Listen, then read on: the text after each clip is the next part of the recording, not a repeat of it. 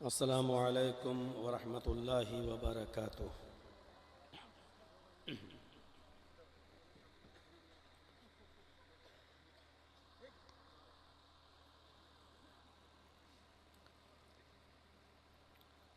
अल्हम्दुलिल्लाह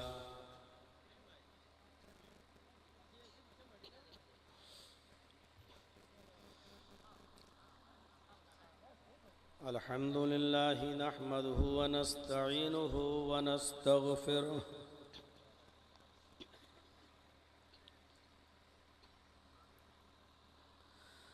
व नऊज़ु बिल्लाहि मिन शुरूरि अनफुसिना व मिन सय्यिआति अअमालिना।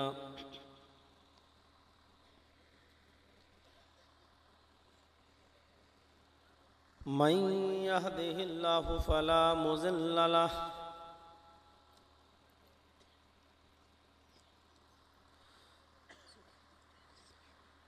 व मन युज़लिल्हु फला हादिय लह।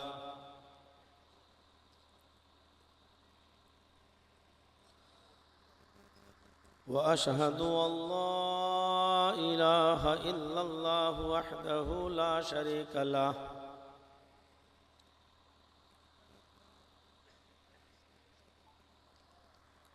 व अशहदु अन्न मुहम्मदन अब्दुहु व रसूलुहु।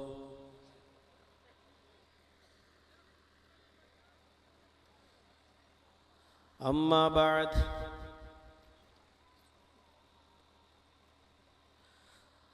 फ़इन्न खैरल हदीस किताबुल्लाह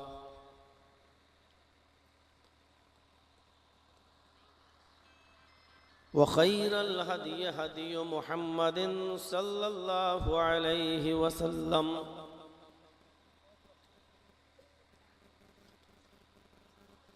व शर्रिल उमूरि मुहदसातुहा व कुल्लु मुहदसतिन बिदअह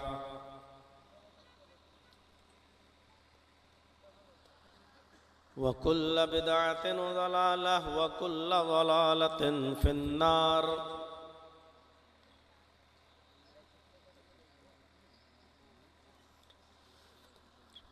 अऊज़ु बिल्लाहि मिनश शैतानिर रजीम।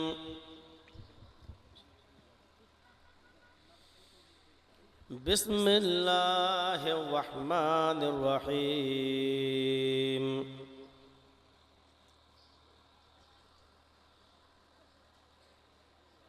वल अस्र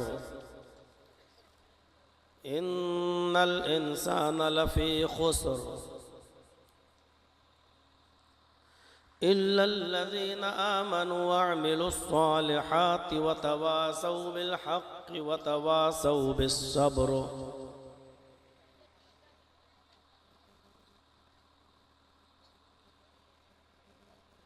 वअन अबी हुरैरत रज़ियल्लाहु तआला अन्हु अनिन नबिय्य सल्लल्लाहु अलैहि वसल्लम क़ाल अल ईमानु बिज़्उन व सबऊन शुअबह फ़अफ़ज़लुहा क़ौलु ला इलाहा इल्लल्लाह व अदनाहा इमाततुल अज़ा अनित तरीक़ वल हयाउ शुअबतुम मिनल ईमान। रवाहु मुस्लिम। रब्बि इश्रह ली सदरी व यस्सिर ली अमरी वहलुल उक़दतम मिन लिसानी यफ़क़हू क़ौली।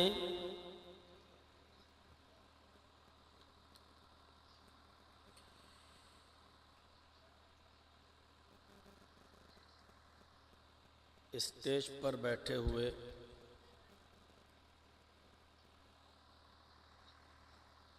ज़िले जमियत अहले हदीस लखनऊ के अमीर मुहतरम फ़ज़ीलतुश्शैख़ शाहिद मुबीन नदवी हफ़िज़हुल्लाह,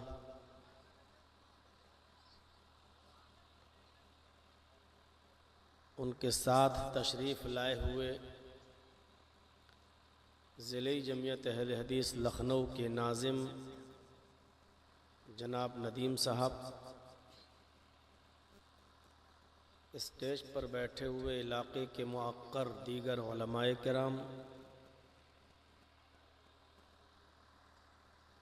और आपकी इस बस्ती में क़ुर्ब व जवार अतराफ़ व अकनाफ़ से तशरीफ़ लाए हुए मुअज़्ज़ज़ सामईन हज़रात, पर्दा नशीन इस्लामी ख़वातीन, प्यारी माँ और बहनों, काफ़ी देर से आप लोग मुख्तलिफ़ उलमा को उनके मुख्तलिफ़ अनावीन पर,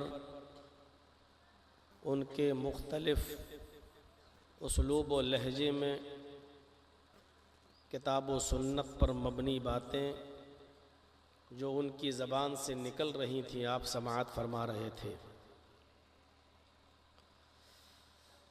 मुझे बताया गया कि आपका टाइम 10 सवा 10 बजे है, फिर उसके बाद में अब 11:30 बज गया और अब आप अब भी बैठे हुए हैं।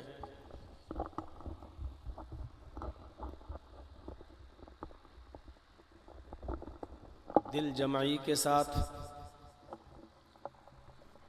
और पूरी तरीक़े से आप पर अब इस वक्त सन्नाटा तारी है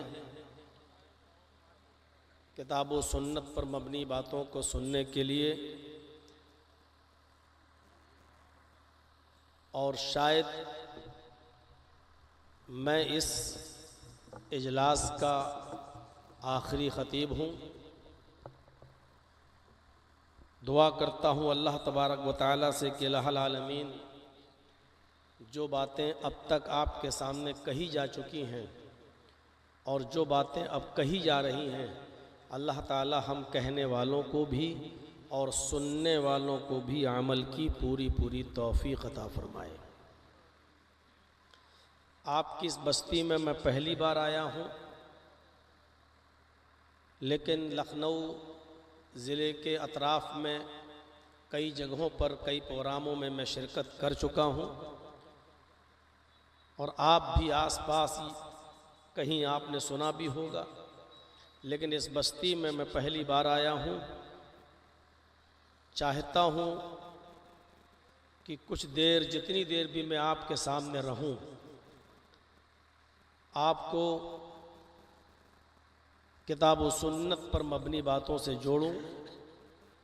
और इसी सिलसिले में मैंने आपके सामने खुतबा मसनूना के बाद जो सूरह असर की तिलावत की है, उस सूरत के बारे में हज़रत अब्दुल्लाह इब्न अब्बास रज़ी अल्लाह ताला अन्हु जो मशहूर मुफस्सिर कुरान हैं, वो अक्सर फरमाया करते थे कि अगर अल्लाह तबारक व तआला ने पूरा कुरान नाजिल न किया होता, सिर्फ़ यही एक सूरत अगर उतार दी होती, तो यही एक सूरत इंसान की पूरी ज़िंदगी के अमल करने के लिए काफ़ी होती। पूरे कुरान में बितफ़सील जिन चीज़ों का ज़िक्र हुआ है, इजमाली तौर पर मुख्तसरन वो तमाम चीज़ों का ज़िक्र अल्लाह तबारक व तआला ने सूरह असर के अंदर कर दिया है। कुरान करीम की सूरह असर की तिलावत के बाद मैंने एक हदीस भी आपके सामने पढ़ी है, जिस हदीस को इमाम मुस्लिम रहमतुल्लाह अलैह किताबुल ईमान में लाए हैं और जिस हदीस के रावी हज़रत अबू हुरैरा रज़ी अल्लाह ताला अन्हु है। उस हदीस के अंदर अल्लाह के नबी सल्लल्लाहु अलैहि वसल्लम ने फरमाया कि अल ईमानु बिज़्उ व सबऊन शुअबतन, कि ईमान की 70 से ज़्यादा शाखाएं हैं। अरबी ज़बान में ये 70 का लफ्ज़ जब बोला जाता है तो उससे मुराद 70 की गिनती नहीं होती है, बल्कि उससे मुराद कसरत होती है। जैसे हम लोग अपने मादरी ज़बान में जब अपनी लैंग्वेज इस्तेमाल करते हैं, अपनी भाषा यूज़ करते हैं, तो कभी कभी किसी को बोलते हैं ना कि अभी मारेंगे, सही से रहो ना, अभी लगाएंगे तुम्हें 50 थप्पड़। तो 50 का मतलब ये नहीं होता कि हम गिनती के तुमको 50 थप्पड़ मारेंगे, बल्कि उसका मतलब ये होता है कि बहुत ज़्यादा हम तुमको मारेंगे।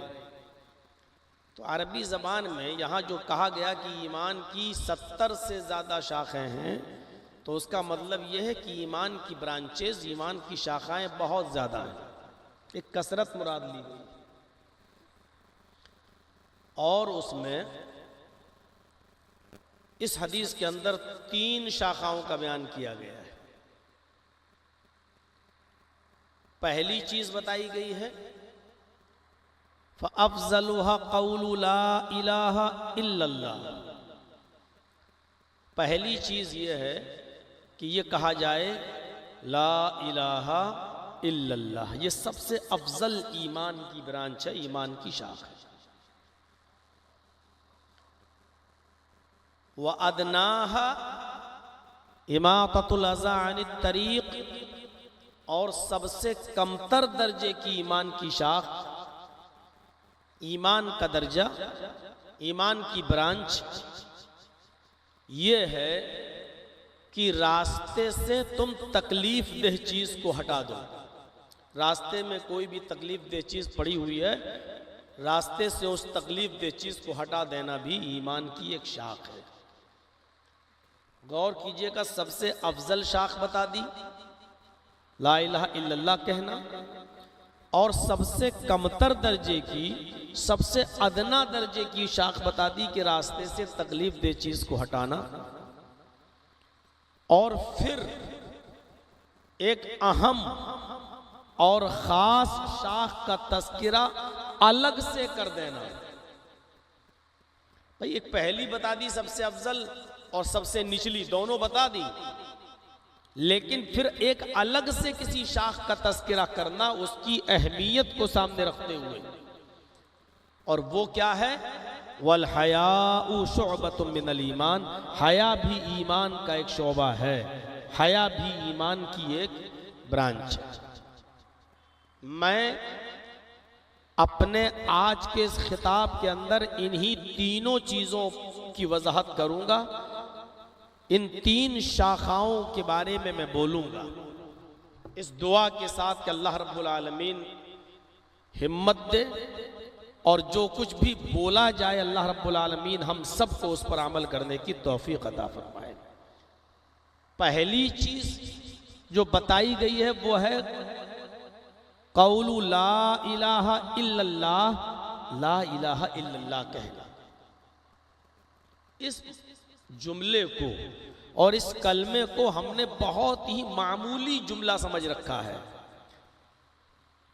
कुछ लोग इस जुमले को पढ़ते तो हैं लेकिन इसके तकाज़ों को पूरा नहीं करते हैं। कुछ लोगों ने रस्म बना रखी है, बीवी बच्चों घर मकान को छोड़कर किसी जंगल में चले गए, हाथ में तस्बीह ले ली और सबसे कट कर अल्लाहू अल्लाहू अल्लाहू की रट लगाना शुरू कर दिए। वो समझ रहे हैं कि हम बहुत बड़ा फरीज़ा अंजाम दे रहे हैं, जबकि ऐसे ही नहीं कहा अल्लाह के नबी सल्लल्लाहु अलैहि वसल्लम ने कि ईमान की सबसे अफजल शाख ला इलाहा इल्लल्लाह है। ये ला इलाहा इल्लल्लाह है क्या? पढ़ने को तो हम सब पढ़ लेते हैं ला इलाहा इल्लल्लाह, हर आदमी से कहो पढ़ो पढ़ लेगा, लेकिन हकीकत ये नहीं है कि ला इलाहा इल्लल्लाह हमने पढ़ लिया तो सब कुछ हो गया। नहीं, ला इलाहा इल्लल्लाह का तकाजा क्या है, वो हमसे क्या चाहता है। एक मुसलमान जब ला इलाहा इल्लल्लाह पढ़ लेता है तो गोया वो इस बात का इकरार कर रहा है कि अल्लाह के अलावा हमारा कोई माबूद नहीं। ला इलाहा इल्लल्लाह यानी ला माबूदा इल्लल्लाह, ला इलाहा इल्लल्लाह यानी ला मस्जूदा इल्लल्लाह, ला इलाहा इल्लल्लाह यानी ला मौजूदा इल्लल्लाह।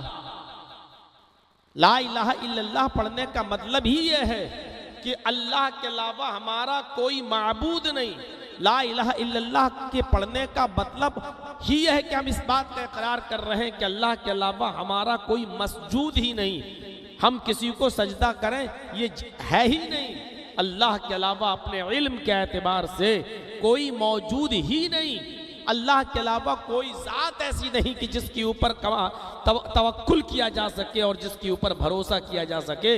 अगर हमने ला इलाहा इल्लल्लाह पढ़ लिया तो इसका मतलब ही यही है कि ला इलाहा इल्लल्लाह यानी ला मतलूबा इल्लल्लाह, अल्लाह के अलावा हमारा कोई मतलूब नहीं है, हमारी कोई चाहत नहीं है, अल्लाह के अलावा हमारा कोई माबूद नहीं है, अल्लाह के अलावा हमारा किसी और के ऊपर तवक्कुल नहीं है, अल्लाह के अलावा कोई सजदे के लायक नहीं है। इस बात का इकरार कर। क्या इस जुमले के तकाजे को हम पूरा कर रहे हैं? एक होता है ला इलाहा इल्लल्लाह पढ़ लेना और एक होता है ला इलाहा इल्लल्लाह को सिद्क दिल से पढ़ना। पढ़ना तो बहुत आसान है, ये तो महात्मा गांधी भी कहा करते थे, ईश्वर अल्लाह तेरे नाम सबको सन्मति दे भगवान।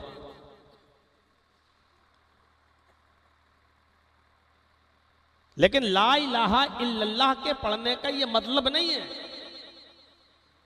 ला इलाहा इल्लल्लाह को सिद्क दिल से पढ़ा जाए, सच्चे दिल से उसके तकाजे को पूरा किया जाए। उसका इनाम क्या है?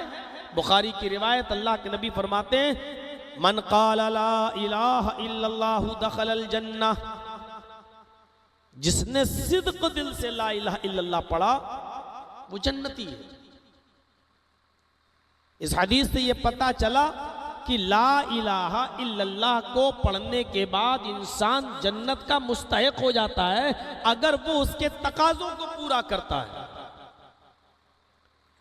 और अगर उसने उसके पढ़ तो लिया लेकिन उसके तकाजों को पूरा नहीं किया तो अल्लाह के नबी ने यह भी फरमा दिया कि वमा माता ला युशरिक बिल्लाहि शैअन दखलल जन्नह, अगर कोई इस हाल में मरा कि अल्लाह के साथ किसी को शरीक नहीं करता था, जो ला इलाहा इल्लल्लाह का तकाजा है, अगर वो अल्लाह के साथ किसी को शरीक नहीं करता था तो वो जन्नत के अंदर जाएगा। लेकिन ला इलाहा इल्लल्लाह पढ़ भी रहा है और अल्लाह के साथ किसी को शरीक भी कर रहा है, ला इलाहा इल्लल्लाह पढ़ रहा है लेकिन अल्लाह के अलावा किसी गैर के सामने सजदा भी कर रहा है, वो ला इलाहा इल्लल्लाह पढ़ भी रहा है लेकिन अल्लाह के अलावा किसी गैर की इबादत भी कर रहा है, वो ला इलाहा इल्लल्लाह पढ़ भी रहा है लेकिन अल्लाह के अलावा किसी गैर पर तवक्कुल और भरोसा भी कर रहा है, तो फिर उसका की मौत शिर्क पर हो रही है और जो शिर्क पर मरा वो जन्नत में नहीं जाएगा। जो इस हाल में मरा कि जिसका जो शिर्क नहीं करता था, जिसका इंतकाल इस कंडीशन में हुआ कि वो अल्लाह के साथ किसी को शरीक नहीं करता था, तो वो जन्नत में जाएगा। इस कलमे की हकीकत को समझना चाहिए। जिसने ला इलाहा इल्लल्लाह पढ़ा 80 साल का बूढ़ा जिंदगी भर गुनाह करता रहा, जिंदगी भर कुफ्र और शिर्क करता रहा, लेकिन मरने से पहले उसने ला इलाहा इल्लल्लाह पढ़ लिया तो इस ला इलाहा इल्लल्लाह की बरकत ने उसको जन्नती बना दिया।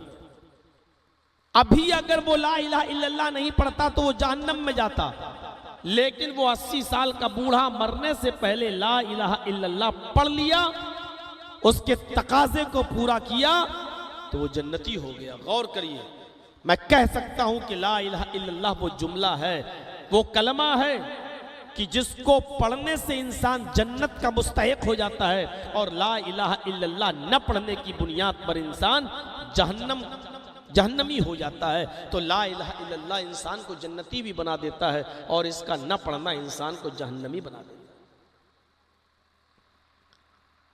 बहुत मामूली सा जुमला आज हमने इसको समझ रखा है, ऐसा नहीं है।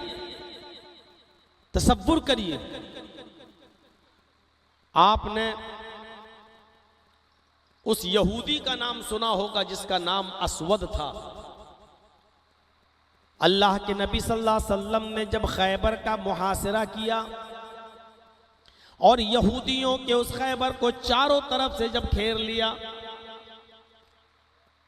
और खैबर के बाहर आपने पड़ाव डाल लिया, खैमे लगा लिए।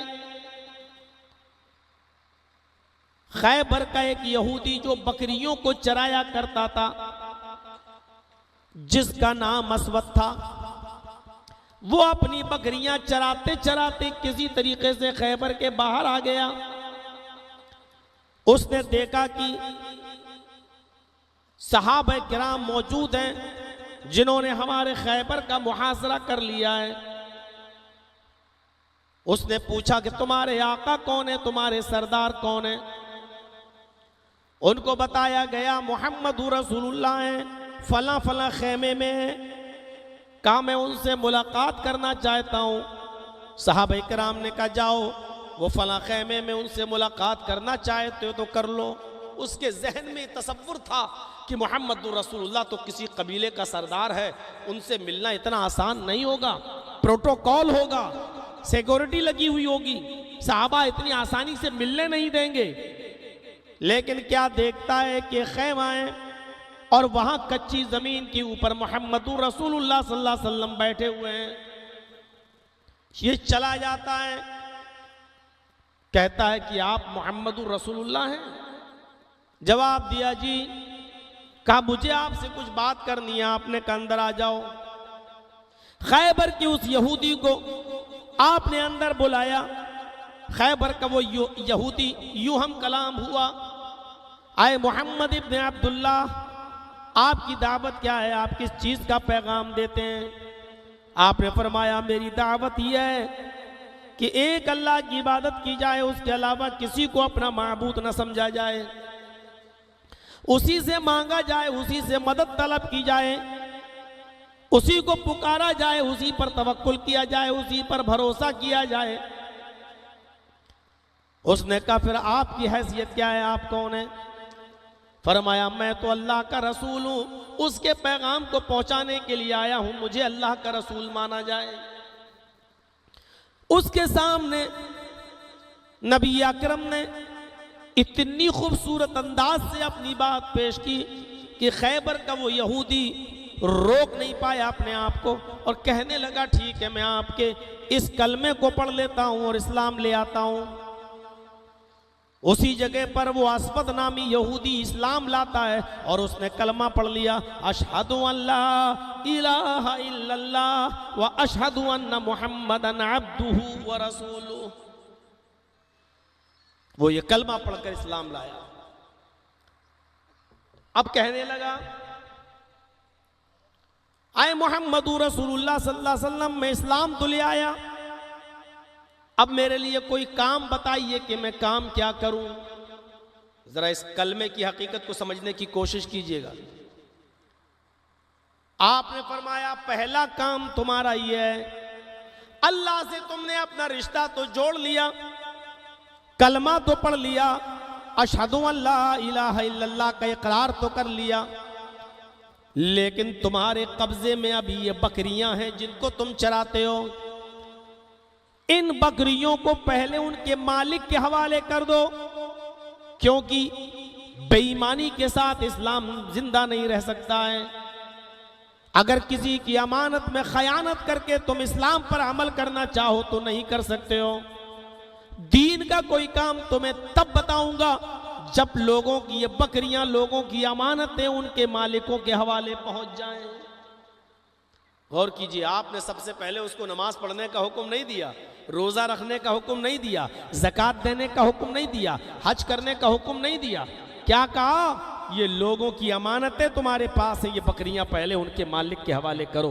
पता ये चला कि आज जो लोग मस्जिदों में जाके सजदे पे सजदे ठोके चले जाते हैं और लोगों का हक मार रहे हैं, उनकी इबादत बेकार। जो रोजे रख रहे हैं लेकिन अपने पड़ोसियों की जमीन दाबे बैठे हुए हैं, उनकी इबादत बेकार। अपनी बीवी का हक मार रहे हैं, उनकी इबादत बेकार। बेटों को तो जमीन और जायदाद में हिस्सा दे रहे हैं लेकिन बेटियों को महरूम कर रहे हैं, अपनी बहनों को महरूम कर रहे हैं और सजदे पे सजदे ठोके चले जा रहे हैं। साहब तहज्जुद पढ़ते हैं, तेरी तहज्जुद तेरे मुंह पे मारी जा रही है। बात किस बात का तू तहज्जुद गुजार है? किस बात का तू इबादत गुजार है? अल्लाह के नबी ने उससे ये नहीं कहा कि तुम नमाज पढ़ो, कलमा पढ़ा, इस्लाम लाया। आपने सबसे पहले उससे कहा कि पहले जिनकी ये बकरियां हैं उनके मालिकों के हवाले कर दो, जाओ।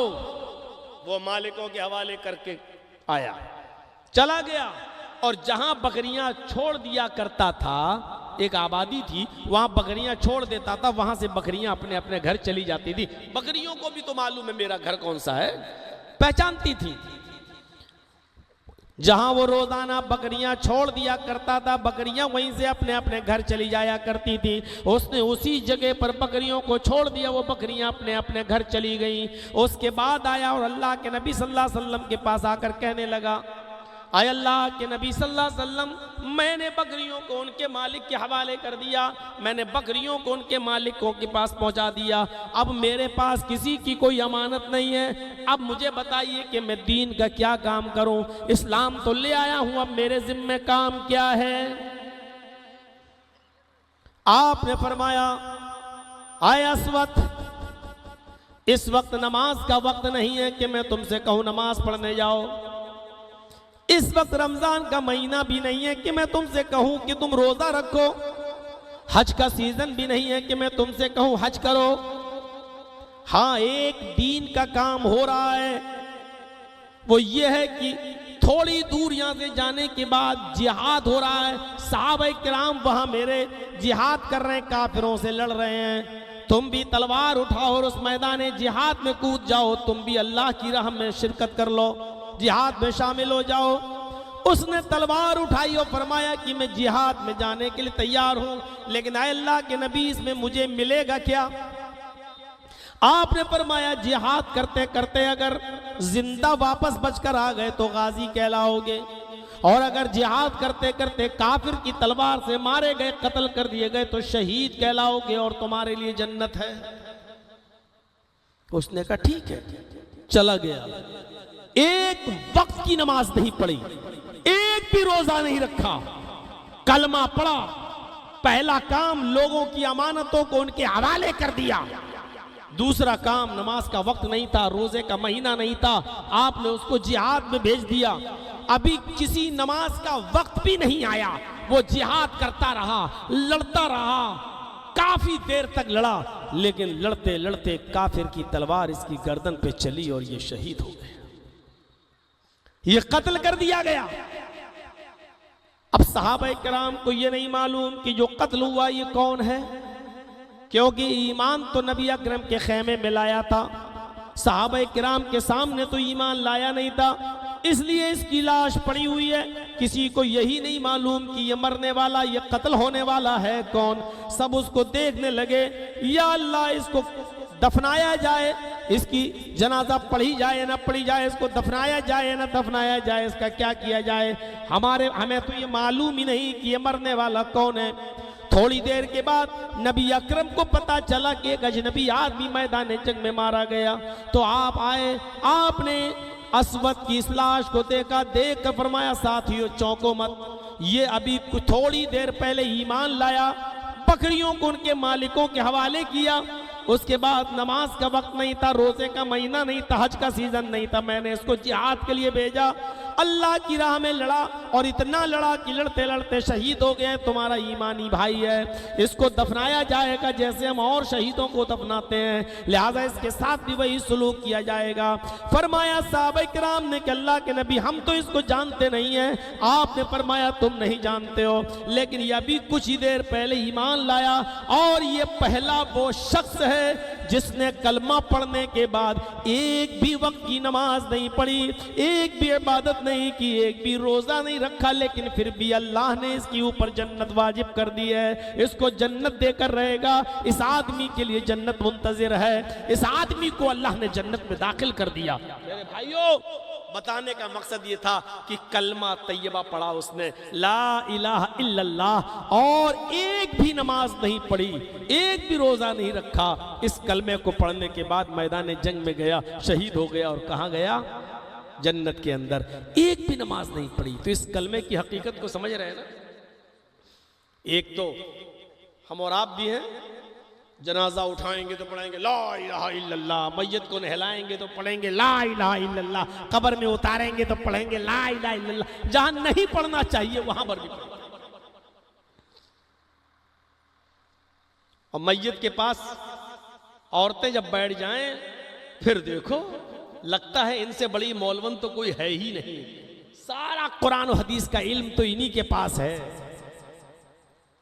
ऐसे ऐसे मसले बताती हैं, मैयत का मुंह इधर करो, किबले की तरफ करो, मर गया तो उसके पैर इधर करो, ऐसे लिटा लो, वैसे चारपाई ऐसे कर दो, पायताबा ऐसे करो, उसके पैर इधर करो, और हर वक्त हर मौके पे ला इलाहा इल्लल्लाह, ला इलाहा इल्लल्लाह, ला इलाहा।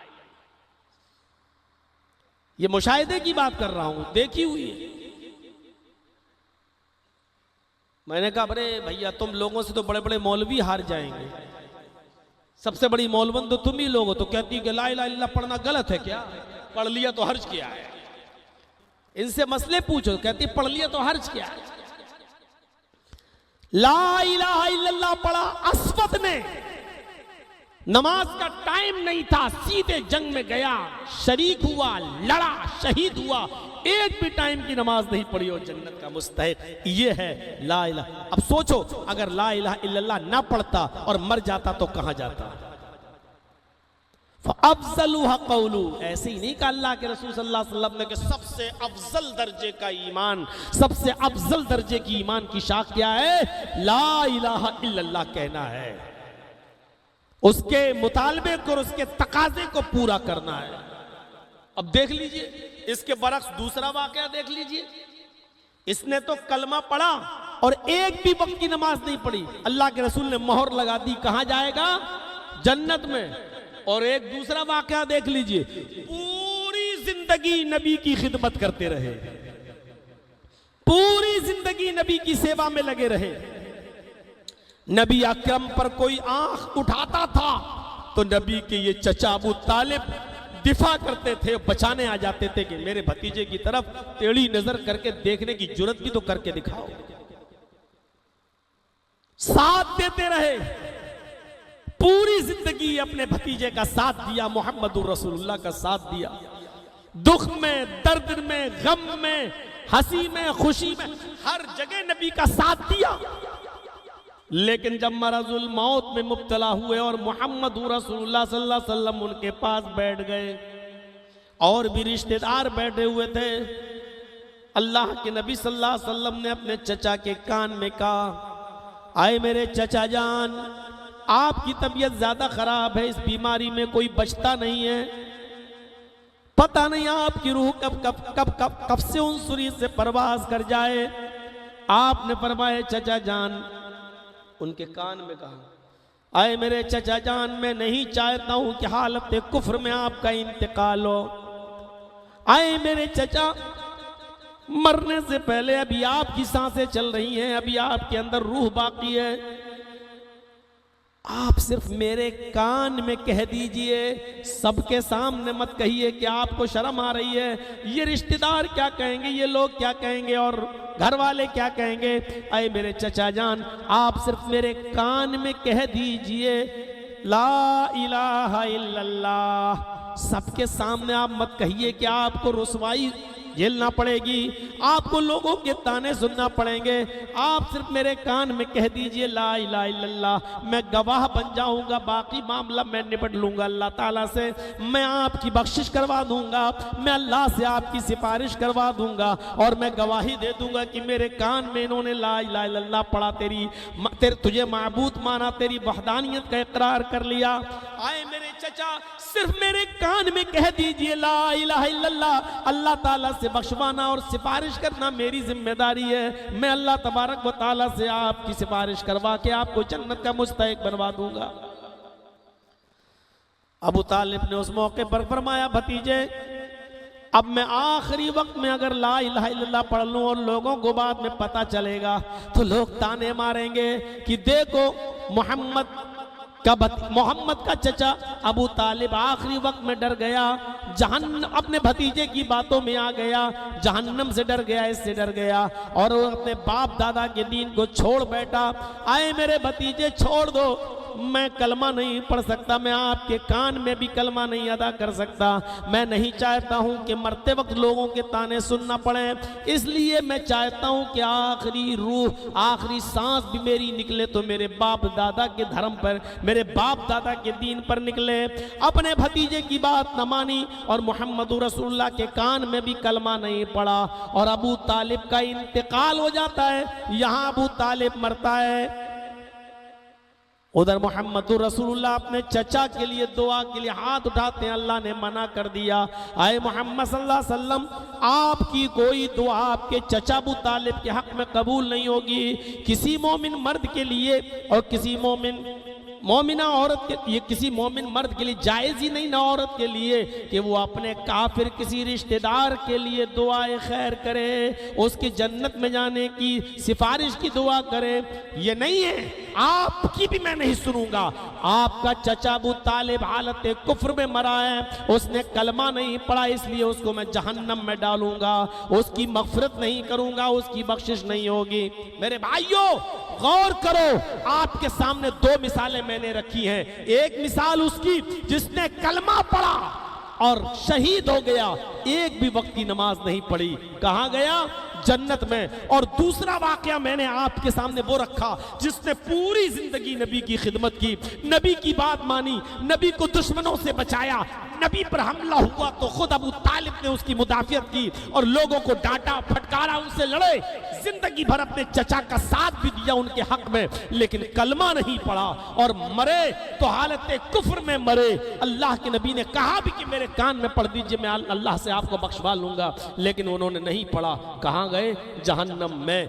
मेरी बात वही फिर आ जाती है, यही कलमा वो है जिसको सिद्क दिल से पढ़ लो तो इंसान को जन्नती बना देता है, और ये कलमा ना पढ़ा गया तो यही कलमे का न पढ़ना इंसान को जहन्नमी भी बना। हम तसव्वुर करें,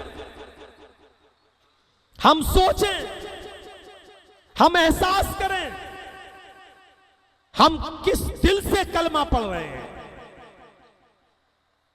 और कलमा पढ़ रहे हैं तो उसके तकाजों को कितना पूरा कर रहे हैं। ला इलाहा इल्लल्लाह ये पढ़ने के बाद मेरे भाइयों इसका मतलब यह है कि अब बड़ी से बड़ी मुसीबत भी हमारे ऊपर आ जाए वो हम बर्दाश्त कर लेंगे, लेकिन ला इलाहा इल्लल्लाह नहीं छोड़ेंगे। अब्दुल्लाह इब्न हुज़ाफा को हजरत उमर फारूक ने जब ईसाइयों की बस्ती में जिहाद के लिए भेजा तो अब्दुल्लाह इब्न हुज़ाफा अपने चंद साथियों के साथ जब ईसाइयों की बस्ती में जाते हैं और जिहाद करते हैं, लेकिन मगलूब हो जाते हैं और ईसाई गालिब आ जाते हैं। ईसाइयों ने पकड़ लिया अब्दुल्लाह इब्न हुज़ाफा को और उनके साथियों को गिरफ्तार कर लिए गए। ईसाई बादशाह इनके पास आता है और कहता है, आए अब्दुल्ला, मैं तुम्हें और तुम्हारे साथियों को छोड़ दूंगा, लेकिन मेरी एक शर्त है, और वो शर्त मेरी है कि तुम इस कलमे का इनकार कर दो जो तुम पढ़ते हो, ला इलाहा इल्लल्लाह मुहम्मदुर रसूलुल्लाह, ला इलाहा इल्लल्लाह, इस कलमे का इनकार कर दो, इससे अपना ईमान हटा लो, मैं तुम्हें छोड़ दूंगा। अब्दुल्लाह इब्न हुज़ाफा जवाब देते हैं, न इस कलमे को मैं छोड़ूंगा, न मेरा कोई साथी छोड़ेगा। आए बादशाह, तुझे जो सजा देना हो सजा दे दे, लेकिन इस कलमे का इनकार मैं और मेरे साथी नहीं कर सकते। वो समझ गया कि ये लोग कलमा बड़ी मजबूती के साथ पढ़े हुए हैं, नहीं छोड़ सकते। उसने दूसरी शर्त लगाई, ठीक है मैं तुम्हें छोड़ दूंगा, लेकिन मेरी दूसरी शर्त यह है, कलमा पढ़ते हो पढ़ते रहो, लेकिन मेरी दूसरी शर्त मान लो, मैं तुम्हें छोड़ दूंगा। अब्दुल्लाह इब्न हुज़ाफा और उनके साथियों ने कहा, दूसरी शर्त बताओ। कहा, मेरी दूसरी शर्त यह है कि तुम मुझे सजदा कर लो, तुम और तुम्हारे साथी मुझे सजदा कर लो, मैं छोड़ दूंगा। कलमा पढ़ते रहो लेकिन मुझे सजदा कर लो। अब्दुल्लाह इब्न हुज़ाफा और उनके साथियों ने फरमाया, बिल्कुल नहीं, ये कलमे का तकाजा ही नहीं है कि मैं ला इलाहा इल्लल्लाह भी पढ़ूं और तुझे सजदा भी करूं। मैं तुझे सजदा नहीं कर सकता, ये शर्त भी तेरी मंजूर नहीं है। वो गौर करें जो कलमे भी पढ़ते हैं और जिनकी पेशानियां पता नहीं कहां कहां झुक भी जाती हैं, सर भी पटकते फिरते हैं और कहते हैं कि ये तो ताजीमी सजदा है। हजरत अब्दुल्ला इब्न हुज़ाफा चाहते तो कह सकते थे चलो मैं ताज़ीमी सजदा कर लेता हूँ, इबादत वाला नहीं। बादशाह के सामने सजदा कर लेते और बाद में कह देते मैंने इबादत वाला सजदा थोड़ी किया, मैंने तो ताज़ीमी इज्जत वाला सजदा कर लिया, ताज़ीमी सजदा थोड़ी किया, इबादत वाला सजदा नहीं किया। लेकिन नहीं, वो जानते थे कि गैरुल्लाह के सामने ताज़ीमी सजदा भी जायज़ नहीं है। लिहाजा अब्दुल्ला इब्न हुज़ाफा और उनके साथियों ने साफ तौर पे मना कर दिया कि मैं तुम्हें सजदा भी नहीं करूंगा। अच्छा, इतने मजबूत हो? कहां? कहा ठीक है, आग जलाओ। आग जला दी गई। कढ़ाओ, कढ़ाओ समझते ना, जिसमें शादियां आदियां होती हैं तो गोश्त वोश्त बनता है, बहुत बड़ा कढ़ाओ उस आग पर रख दिया गया, उसमें तेल डाल दिया गया। तेल जब खौलने लगा, उबलने लगा, तो ईसाई बादशाह ने अपनी जेल में से एक कैदी को निकाला, अपने कैद खाने में से एक कैदी को निकाला और उस कैदी को उस खौलते हुए तेल में डाल दिया। जैसी उसको डाला, उसके जिस्म के एक एक टुकड़े अलग होते चले गए, उंगलियां अलग हो गई, जोड़ अलग हो गया, कलाई अलग हो गई, कोहनी अलग हो गई, पैरों के घुटने अलग हो गए, उंगली अलग हो गई और वो फौरन चुरमुरा गया। डराने के लिए ईसाई बादशाह ने कहा अब्दुल्ला इब्न हुज़ाफा और उनके साथी, देख लो मैंने क्या सजा दी है इसको। अभी कढ़ाओ गरम है, तेल खौल रहा है, अब एक एक करके हम तुम्हें भी इसके अंदर डालेंगे, वरना मुझे सजदा कर लो। अब्दुल्ला इब्न हुज़ाफा मुस्कुराते हुए कहते हैं क्या बादशाह, ईसाई बादशाह, तू अपना वक्त बर्बाद कर रहा है मुझे डराने में और धमकाने में। तेरी ये छोटी छोटी धमकियां और छोटी छोटी सजाएं मुझसे मेरा ईमान नहीं छीन सकती, मुझसे मेरा कलमा जुदा नहीं करा सकती, मुझे तेरे सामने झुकने पर मजबूर नहीं कर सकती। ईसाई बादशाह, तू ये सजा जो मेरे आंखों के सामने कैदी को दिया है, अरे ये तो मैं हर नमाज के बाद दुआ मांगता हूँ अपने रब से, और यही दुआ करता हूँ इलाहुल आलमीन, मुझे उस वक्त तक मौत ना आए, मुझे उस वक्त तक मौत ना आए, जब मुझे मौत आए तो मेरे जिस्म का एक एक जोड़ तेरी राह में शहीद हो जाए, तेरी राह में कत्ल कर दिया जाए। मैं चाहता हूं कि तेरी राह में मेरी मौत से पहले मेरी उंगलियां काटी जाएं, मेरी कलाई काटी जाए, मेरी कोहनी काटी जाए, मेरे पैरों की उंगलियां और टखना और घुटना काटा जाए। मैं तो ये दुआ ही मांगता हूं कि अल्लाह मुझे उस वक्त तक मौत ना आए जब तक कि मेरे जिस्म का एक एक हिस्सा तेरी राह में शहीद ना हो जाए। आए बादशाह, अगर आज तू मुझे ये सजा देगा तो आज इसका मतलब मेरी दुआ की कबूलियत का वक्त है। जो दुआ मैं रोजाना नमाज के बाद मांगता हूं, इसका मतलब यह है कि आज मेरी दुआ की कबूलियत का वक्त है, आज तो मेरी दुआ कबूल हो रही है। ईसाई बादशाह ने कहा कमीना, पता नहीं कौन सी मिट्टी से ये लोग पैदा हैं, सजा भी इनकी आंखों के सामने दिए और अब ये कह रहा है कि अगर मुझे ऐसा करोगे तो आज तो मेरी दुआ की कबूलियत का वक्त है, क्या सजा दें इनको। आखिरकार उसने कहा ठीक है, तुम मुझे सजदा नहीं करते हो तो मत करो, चलो एक लास्ट काम कर दो, अगर ऐसा कर दोगे तो मैं तुम्हें छोड़ दूंगा।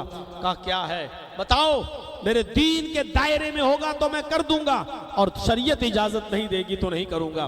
कहा अच्छा ऐसा है, आए अब्दुल्ला, तुम और तुम्हारे जितने साथी हैं मेरी पेशानी का, मेरे माथे का बोसा ले लो, मेरे सर को चूम लो, एक एक आदमी आता जाओ और मेरे सर को चूमते जाओ, मेरी पेशानी को किस कर लो, मेरी पेशानी को चूम लो, हम तुम्हें छोड़ देंगे। अब्दुल्ला इब्न हुज़ाफा ने कहा इसमें कोई बुराई नहीं, ये न तो कलमे कुफ्र है न शिर्क है, और अब शरीयत भी इजाजत नहीं देती है कि मैं इस मामले में जिद करूं, क्योंकि जान बचाना भी जरूरी है। लिहाजा अगर तेरे सर को चूमने से मेरी जान बच रही है तो अब जान बचाना भी जरूरी है। शरीयत का मसला जानते थे, जब तक जायज नहीं था सजदा नहीं किया, जब तक जायज नहीं था कलमा नहीं छोड़ा, लेकिन जब देख लिया कि अब इसके अलावा कोई और रास्ता नहीं, तो सर को चूमने में कोई बुराई नहीं थी। तो अब्दुल्ला इब्न हुज़ाफा आगे बढ़े और उस ईसाई बादशाह के सर का बोसा ले लिया और तमाम साथियों ने बोसा ले लिया और बादशाह ने भी अपना वादा पूरा करते हुए इन सबको छोड़ दिया। ये सब लोग अब्दुल्ला इब्न हुज़ाफा उनके साथी जब उस बस्ती से लौट कर मदीने आए, हजरत उमर फारूक को जब पता चला कि अब्दुल्ला इब्न हुज़ाफा उनके साथी आ रहे हैं और ईसाई बादशाह ने अपने सर का बोसा देने के बाद छोड़ा है, तो जैसे ही मदीना पहुंचे हजरत उमर इस्तिकबाल के लिए अपने सहाबा के साथ गए हुए थे। इनको मदीना में दाखिल करने के लिए, उनको बॉर्डर पर लेने के लिए गए हुए थे। अब्दुल्ला इब्न हुज़ाफा के सर का बोसा खुद हजरत उमर फारूक ने लिया और तमाम सहाबा ने अब्दुल्ला इब्न हुज़ाफा और उनके साथियों का बोसा लिया और उसके बाद उनको मदीना में एंट्री दे दी। आओ, तुमने शरीयत के मुताबिक सही काम किया, तुमने इस्लाम नहीं छोड़ा, कलमा तर्क नहीं किया, बादशाह के सामने सजदा नहीं किया, ये काम तुमने शरीयत के मुताबिक ठीक किया। अब रहा बोसा देने की, अगर बोसा देकर जान बच रही तो कोई बड़ी बात नहीं, आपने जान बचा ली क्योंकि जान बचाना भी जरूरी था, तो आपने सही काम किया। अब तुमने उनका बोसा दिया तो मैं तुम्हारे सर का बोसा देता हूं। हजरत उमर फारूक ने अब्दुल्ला इब्न हुज़ाफा और उनके साथियों का सर का बोसा दिया। पूरे वाक़े को बताने का मतलब क्या है? बड़ी से बड़ी मुसीबत आई लेकिन ला इलाहा इल्लल्लाह नहीं छोड़ा, गैर के सामने सजदा नहीं किया। ये ला इलाहा इल्लल्लाह का तकाजा है। ला इलाहा इल्लल्लाह भी यही चाहता है। कितने लोग ऐसे हैं बादशाहों ने पकड़ा, ईसाई बादशाहों ने, और देखो खालिद इब्न वलीद को रूम के बादशाह ने जब लेटर लिखा था तो यही तो कहा था कि खालिद, सुना है कि उमर फारूक ने तुम्हें माजूल कर दिया है, तुम्हें हटा दिया है, तुम हमारे यहां जाओ, हम तुम्हें आधी हुकूमत दे देंगे और अपनी बेटी यानी शहजादी का निकाह तुम्हारे साथ कर देंगे। लेकिन इसके बावजूद खालिद इब्न वलीद ने जो जवाब दिया वो जवाब ये था कि आए रूमी कुत्ते, तेरी डाली हुई हड्डी मेरे ईमान के साथ समझौता नहीं कर सकती है, मेरा ईमान नहीं खरीद सकती है। अपनी बेटी अपने पास रख, अपना मजहब और अपनी हुकूमत अपने पास रख। हजरत उमर फारूक ने मुझे सिपाही सालारी के ओहदे से दस्तबरदार किया है, मासूल किया है, इस्लाम से नहीं। अब तक मैं सरपरस्त था, सरबराह था, लेकिन अब मैं मामूली सिपाही की हैसियत से भी मैं लड़ूंगा और उससे ज्यादा ताकत से लड़ूंगा, क्योंकि अभी तक तो मैं प्रेशर में था, अब मेरे ऊपर कोई प्रेशर नहीं है। मैं उमर के लिए जंग नहीं लड़ता हूं, मैं उमर के रब को खुश करने के लिए जिहाद में जाता हूं। मुझे उमर ने हटाया तो क्या हटा तो क्या हुआ, मुझे इस्लाम से माजूल तो नहीं किया गया है, मैं तो जंग इस्लाम के लिए लड़ता हूं, उमर के लिए नहीं। मेरे भाइयों, ला इलाहा इल्लल्लाह यही तकाजा करता है हमसे और आपसे। अगर ला इलाहा इल्लल्लाह पर ही बोलना शुरू करता रहूंगा तो फिर बात लंबी बढ़ जाएगी, बहुत आगे चली जाएगी, उसी पर हमें अपनी बात को ख़त्म करना पड़ेगा और हमें तीनों चीज़ें पूरी करना है आपके सामने। तो पहली चीज़ क्या है? फ़अफ़ज़लुहा क़ौलु ला इलाहा इल्लल्लाह। पहली चीज़, सबसे अफजल दर्जे का ईमान, उसकी शाख क्या है? ये ला इलाहा इल्लल्लाह कहना, यानी उसके तकाज़ों को पूरा करना, पहली चीज़ हो गई। आइए दूसरी चीज पे आइए। ईमान की दूसरी शाख, सबसे कमतर और सबसे निचले दर्जे की शाख क्या है? वह अदनाहा इमाततुल अज़ानित तरीक, रास्ते से तकलीफ देह चीज को हटा देना। रास्ते में कोई केले का छिलका पड़ा है, आप जानते हैं कि कोई भी बूढ़ा आदमी इस पर पैर रखेगा फिसल के गिर जाएगा, कोई नाबीना पैर रखेगा तो फिसल के गिर जाएगा। रास्ते से उस तकलीफ दे चीज को हटा देना, आपकी शान में कमी नहीं आएगी। आप यामा पर हैं, पल्सर पर हैं, आप बुलेट चला रहे हैं या आप फॉर्च्यूनर गाड़ी पे जा रहे हैं, लेकिन रास्ते में कोई केले के छिलके पर बीचों बीच सड़क पर आपको पड़ा हुआ नजर आ गया, आप गाड़ी रोकिए, बुलेट है रोकिए, यामा है रोकिए, फॉर्च्यूनर है रोकिए, हीरो होंडा है रोकिए, और रास्ते से उस तकलीफ दे चीज को हटा दीजिए, इसलिए कि उस पर कोई बूढ़ा भी फिसल सकता है, कोई बच्चा फिसल सकता है, कोई औरत पर्दे के साथ जा रही है, उसका चेहरा वगैरह छिपा हुआ है, उसका पैर रखकर फिसल सकता है, वो गिर सकती है। ये ईमान का तकाजा है और इसको ईमान का एक हिस्सा और ईमान की एक शाख करार दिया है। कोई पत्थर पड़ा हुआ हटा दीजिए रास्ते से, कोई ठोकर खा सकता है, उस पत्थर से टकरा कर गिर सकता है। शरीयत ने इसको ईमान का एक शाख, ईमान की एक ब्रांच बताया। ये मत देखिए अरे यार इस रास्ते से तो बड़े जालिम लोग रहते हैं इस बस्ती में, उन्होंने हमारे भाई को मारा था, मरने दो, पत्थर पड़ा है पड़ा रहने दो, गिरेंगे टकराएंगे गिरे मरे, हमारे बाप का क्या जा रहा है, हमारे मुसलमान भाई थोड़ी है। नहीं, किसी भी मजहब के लोग रहते हो उस बस्ती में, अगर वो रास्ते में पड़ा हुआ है बीच में, तो आपको पत्थर हटाना पड़ेगा, केले का वो छिलका हटाना पड़ेगा, कोई कांटा पड़ा हुआ है तो आपको वो कांटा हटाना पड़ेगा। इसको सवाब से जोड़ दिया है और ईमान से। याद रखिएगा, याद रखिएगा, अगर रास्ते से तकलीफ दे चीज को हटाना सवाब है, रास्ते से पत्थर हटाना, रास्ते से केले का छिलका हटाना, रास्ते से कांटा हटाना, अगर ये ईमान का हिस्सा है और इसको हटाने पर सवाब है, तो जानबूझकर अमदन और कसदन रास्ते में कूड़ा फेंकना, रास्ते में कांटे डालना, रास्ते में केले के छिलके फेंकना, यह गुनाह भी है। अगर रास्ते से इन तकलीफ दे चीजों का हटाना सवाब है, तो रास्ते में इन तमाम चीजों का फेंकना और इन चीजों का गिराना भी गुनाह है।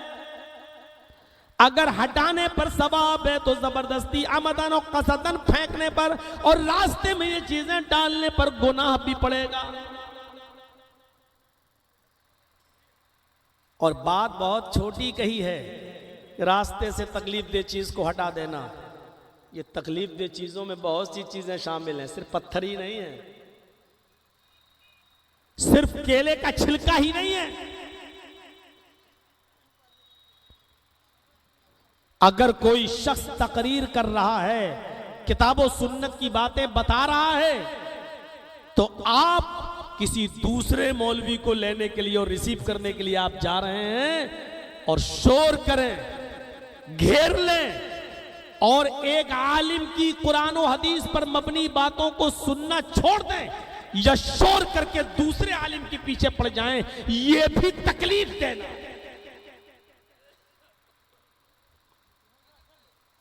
इससे भी इज्तिनाब करना चाहिए। अभी देख रहा था, हमको घेर के लाए चारों तरफ से। अरे हम कोई मोदी है क्या, योगी है क्या, कोई मिनिस्टर है क्या? अरे अल्लाह के नबी जनाब मोहम्मद रसूलुल्लाह का जो मिनिस्टरों के मिनिस्टर है, अरे मिनिस्टर क्या बेचता है, कोई मंत्री क्या बेचता है? हमारा ईमान तो यह है कि दुनिया के बड़े से बड़े मंत्री और दुनिया से बड़ा मिनिस्टर भी होगा तो वो मोहम्मद रसूलुल्लाह के पैरों में पहनी जाने वाली चप्पल का मुकाबला नहीं कर सकता है। उसकी हैसियत क्या है? इतनी बड़ी हस्ती जब आती थी और सहाबाए किराम इस्तिकबाल के लिए जब खड़े होते थे तो अल्लाह के नबी देखते थे कि ये मेरे इस्तिकबाल में खड़े हो रहे हैं, मुझे देख कर ये दौड़ रहे हैं और खड़े हो रहे हैं, तो आप फरमाया करते थे, लोगों मुझे हद से ज्यादा आगे मत बढ़ाओ, मुझे देख कर खड़े मत हुआ करो, मुझे देख कर इज्जत और इस्तिकबाल के लिए अपनी जगहों से उठा मत करो। इन चीजों से तकब्बुर आता है और तकब्बुर सिर्फ अल्लाह के लिए है, हर किसी के लिए नहीं। अगर तुम मेरी इज्जत करना चाहते हो तो मेरी लाई हुई शरीयत पर अमल करो, अगर तुम मुझसे मोहब्बत ही करना चाहते हो तो मेरी लाई हुई शरीयत पर अमल करो। बस यही मोहब्बत का तकाजा है। किसी को देखकर खड़े होना, किसी के पीछे पीछे भागना, किसी की सेल्फी लेना, किसी को अपने मोबाइल में कैद करना, ये सारी चीजें इबादतुल अज़ानी तरीक में आती है। रास्ते में या ये तमाम चीजों से अगर किसी को तकलीफ हो रही है तो आप गुनाहगार हैं, शरीयत आपको ऐसा करने की इजाजत नहीं। क्या हो जाएगा? आपने फोटो खींच लिया, अपने साथ ले लिया, हो गए जन्नती। अब तो आप जन्नतुल फिरदौस में जाएंगे, सीधे सीधे जन्नतुल फिरदौस में। अब कोई माँ का लाल आपको जहन्नम में डाल सकता है? हमारे पास तो फला फला मौलाना के साथ सेल्फी है, तस्वीर है। हम जन्नत के दरवाजे पर खड़े होकर फरिश्ते को दिखाएंगे, देखो मौलाना जर्जीस के साथ मेरा फोटो है, और वो कह देगा आइए, मोस्ट वेलकम, जाइए जन्नतुल फिरदौस में चले। इससे हो क्या जाएगा? ज्यादा से ज्यादा इतना कि आप अपने यार दोस्तों को बता सकते हो कि देखिए हम जर्जीस साहब से मिले। इससे ज्यादा आपकी कोई हैसियत नहीं है। लेकिन ऐसा करने के लिए आपने कुरान को सुनते हुए छोड़ा है, आपने हदीस बयान हो रही थी वो छोड़ी, यानी कुरान और हदीस की इंसल्ट करके आप किसी आलिम के पीछे दौड़े हैं। ये सबसे बड़ा। जलसा सुनने के भी आदाब होते हैं। अल्लाह के नबी सल्लल्लाहु अलैहि वसल्लम जब लेक्चर दिया करते थे, लोगों को समझाया करते थे, आप लोगों को वाज़ो नसीहत किया करते थे, रब्बे काबा की कसम सहाबा किराम इतने गौर से सुनते थे कि अगर गर्मी की वजह से पसीना टपकता था तो हाथ का पंखा जो उस जमाने में खजूर के पत्तों से बनाया जाता था, वो जमीन पर पड़े हुए हाथ के पंखे भी उठाकर अपने ऊपर नहीं चला करते थे। जब अल्लाह के नबी वाज़ो नसीहत किया करते थे तो उनके सरों पर अगर कोई मक्खी बैठती थी तो उस मक्खी को भी उड़ाया नहीं करते थे कि इतनी देर में पता नहीं कौन सी बात मोहम्मद रसूलुल्लाह की जबान से निकल जाए और हम सुन ना सकें और हम डिस्टर्ब ना हो जाएं। इसलिए वो सरों पर बैठी हुई मक्खी को भी नहीं उड़ाया करते थे। पसीना टपकता था तो टपकने देते थे, हाथ के पंखे भी उठाकर वो अपने ऊपर नहीं जला करते थे। मुसलमानों, ये तुम्हारे कलेजे और तुम्हारे दिल हैं कि किसी आलिम की जबान से कुरान और हदीस निकल रहा है और तुम जलसा छोड़कर किसी आलिम के पीछे दौड़ने लगो, उसको रिसीव करने लगो, उसको चारों तरफ से उसको अपने मोबाइल में कैद करने लगो। ये तुम्हारे कलेजे, तुम्हारे दिल कितने बड़े हो गए हैं। अल्लाह के अजाब से डरते नहीं हो, कहीं जमीन न फट जाए और इस जमीन के अंदर हम धंस न जाएं। कुरान और हदीस का ऐसा मजाक हम उड़ा रहे हैं। मेरे भाइयों, हमें अल्लाह के अजाब से डरना चाहिए कि कहीं जमीन फट न जाए और इस जमीन के अंदर हम कहीं समा न जाए।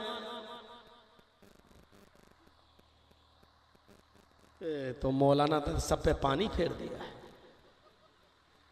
अब क्या होगा? होंगे जो मौलवी कहते होंगे सेल्फी ले लो, होंगे कहने वाले जो कहते होंगे कि जायज है। मेरे भाइयों, अल्लाह के नबी सल्लल्लाहु अलैहि वसल्लम ने तो इन तस्वीरों के सिलसिले में ये फरमाया, इन्ना शद्दन्नासी अज़ाबन यौमल क़ियामा अल मुसव्विरून। क़यामत के दिन सबसे सख्त अज़ाब उनको दिया जाएगा जो दुनिया में तस्वीरें बनाते होंगे। अब कुछ लोग कहते हैं ये पेंटर वाली तस्वीरें मुराद हैं। अरे उस जमाने में ये चलती नहीं थी, लेकिन जब हुक्म आम है तो उसमें इसको, आज भी बहुत बड़े बड़े सऊदिया के अंदर ऐसे उलमा और ऐसे मुफ्ती मौजूद हैं जो आज तक कैमरे पे नहीं आते हैं और आज तक मना करते हैं कि नहीं हमारी फोटो नहीं आनी चाहिए। मेरे भाइयों, वो कहते हैं कि इसमें कयामत के दिन रूह डालना पड़ेगी, जान डालना पड़ेगी। मैं जानता हूं इख्तिलाफ है, कुछ लोग कैमरे की तस्वीर को जायज भी कहते हैं, लेकिन मेरे भाइयों, शक और शुबे की बुनियाद पर अगर कैमरे और मोबाइल की तस्वीर से भी बचा जाए तो ये सबसे बेहतर चीज है। आप क्यों ऐसी चीज को इजाद कर रहे हैं? अगर तस्वीरें जायज होती तो अल्लाह तबारक व तआला ऐसा कोई ना कोई इंतजाम जरूर कर देता कि वो मोहम्मद रसूलुल्लाह के फोटो को और आपकी तस्वीर को किसी न किसी शक्ल में बाकी रखता। जैसे कुरान उस जमाने से बाकी और आज तक बाकी और कयामत की सुबह तक बाकी रहेगा, एक नुक्ता भी नहीं बदला जा सकता। ऐसी अल्लाह ताला हमारे नबी की शक्ल सूरत को भी बाकी रखता किसी न किसी शक्ल में, लेकिन उसने शक्ल सूरत को बाकी नहीं रखा। वो नहीं चाहता कि यहाँ से रियाकारी निकले, तकब्बुर निकले और लोग अल्लाह की कुर्सी पर नबियों को, मौलवियों को, उलमा को, पीरों को और वलियों को बिठाकर उनकी इबादत करने लगे। मेरे भाइयों, ये चीज गलत है, वो गलत है। जो सही नहीं है वो सही नहीं है। हमारे और आपके करने से सही नहीं हो जाएगा। जो चीज गलत है वो गलत ही रहेगी। इमाततुल अज़ान तरीक में ये चीज भी शामिल है कि आप की बेटी की शादी हो रही है, आपकी के बेटे की शादी हो रही है और घर के सामने आपने शामियाना बांध दिया। वो रास्ता है लोगों के गुजरने का। अब आपने रोक लगा दिया। अब लोग बेचारे देखते हैं कि वो शामियाना लगा है, शादी हो रही है, अब वो वहां से लौटते हैं और उनको 1 किलोमीटर दूर का सफर करना पड़ता है या 2 किलोमीटर दूर से लौट के आना पड़ता है। रास्ते में तकलीफ, लोगों को तकलीफ देने के लिए ऐसी चीजों का डालना भी तकलीफ देने के जुमरे में आता है। लिहाजा आप अपने बेटे और बेटियों की शादी में, बहनों की शादी में घर के बाहर शामियाना डालकर लोगों के रास्ते को रोकते हैं तो ये भी तकलीफ देने के जुमरे में आता है। विधायक का बेटा है, गांव के प्रधान का बेटा है, गया रास्ते में मिठाई वाले की दुकान पे 2 किलो मिठाई देना, गाड़ी वहां सड़क पे बीचों बीच में रोक दी। अब गाड़ी रास्ता जाम, लोग हॉर्न दे रहे हैं और वो कह रहा है रुक जा, अभी आ रहा है, मिठाई ले लेने दे, हट चुप।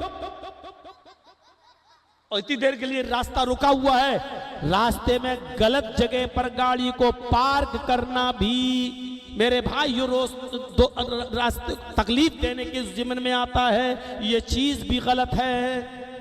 ऐसी जगह पर गाड़ी पार्क कीजिए कि लोगों के आने जाने का रास्ता ना रुके। सोचिए वो लोग जो जुलूस निकालते हैं, रास्ते रोक देते हैं, शरीयत में इन चीजों की क्या हैसियत है कि आप अपने जुलूस निकालें?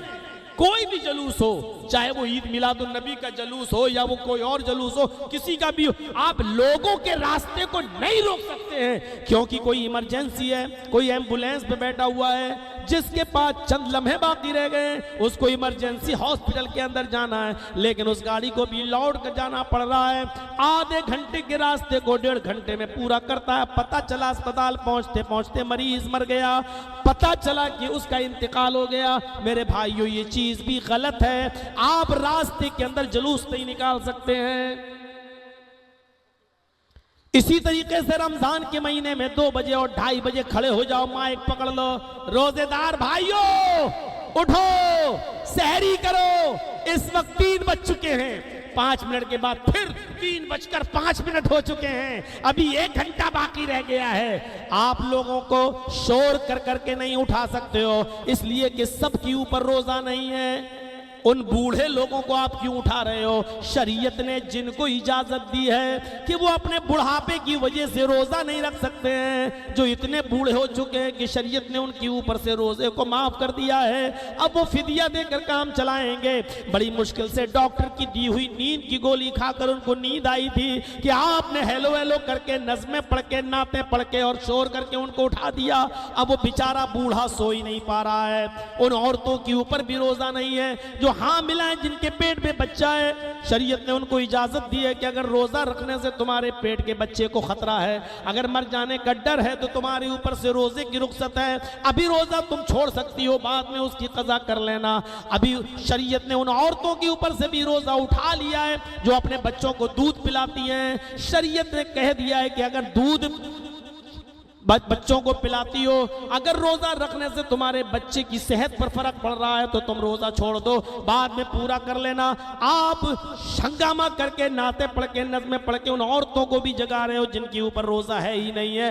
अल्लाह ने उनके ऊपर से रोजे की रुख्सत दी है, तो आप सबको कैसे परेशान कर सकते हो? मेरे भाइयों, जिनको रोजा रखना है वो मोबाइल में अलार्म लगा सकता है, जिसको रोजा रखना है वो किसी भी तरीके से उड़ सकता है।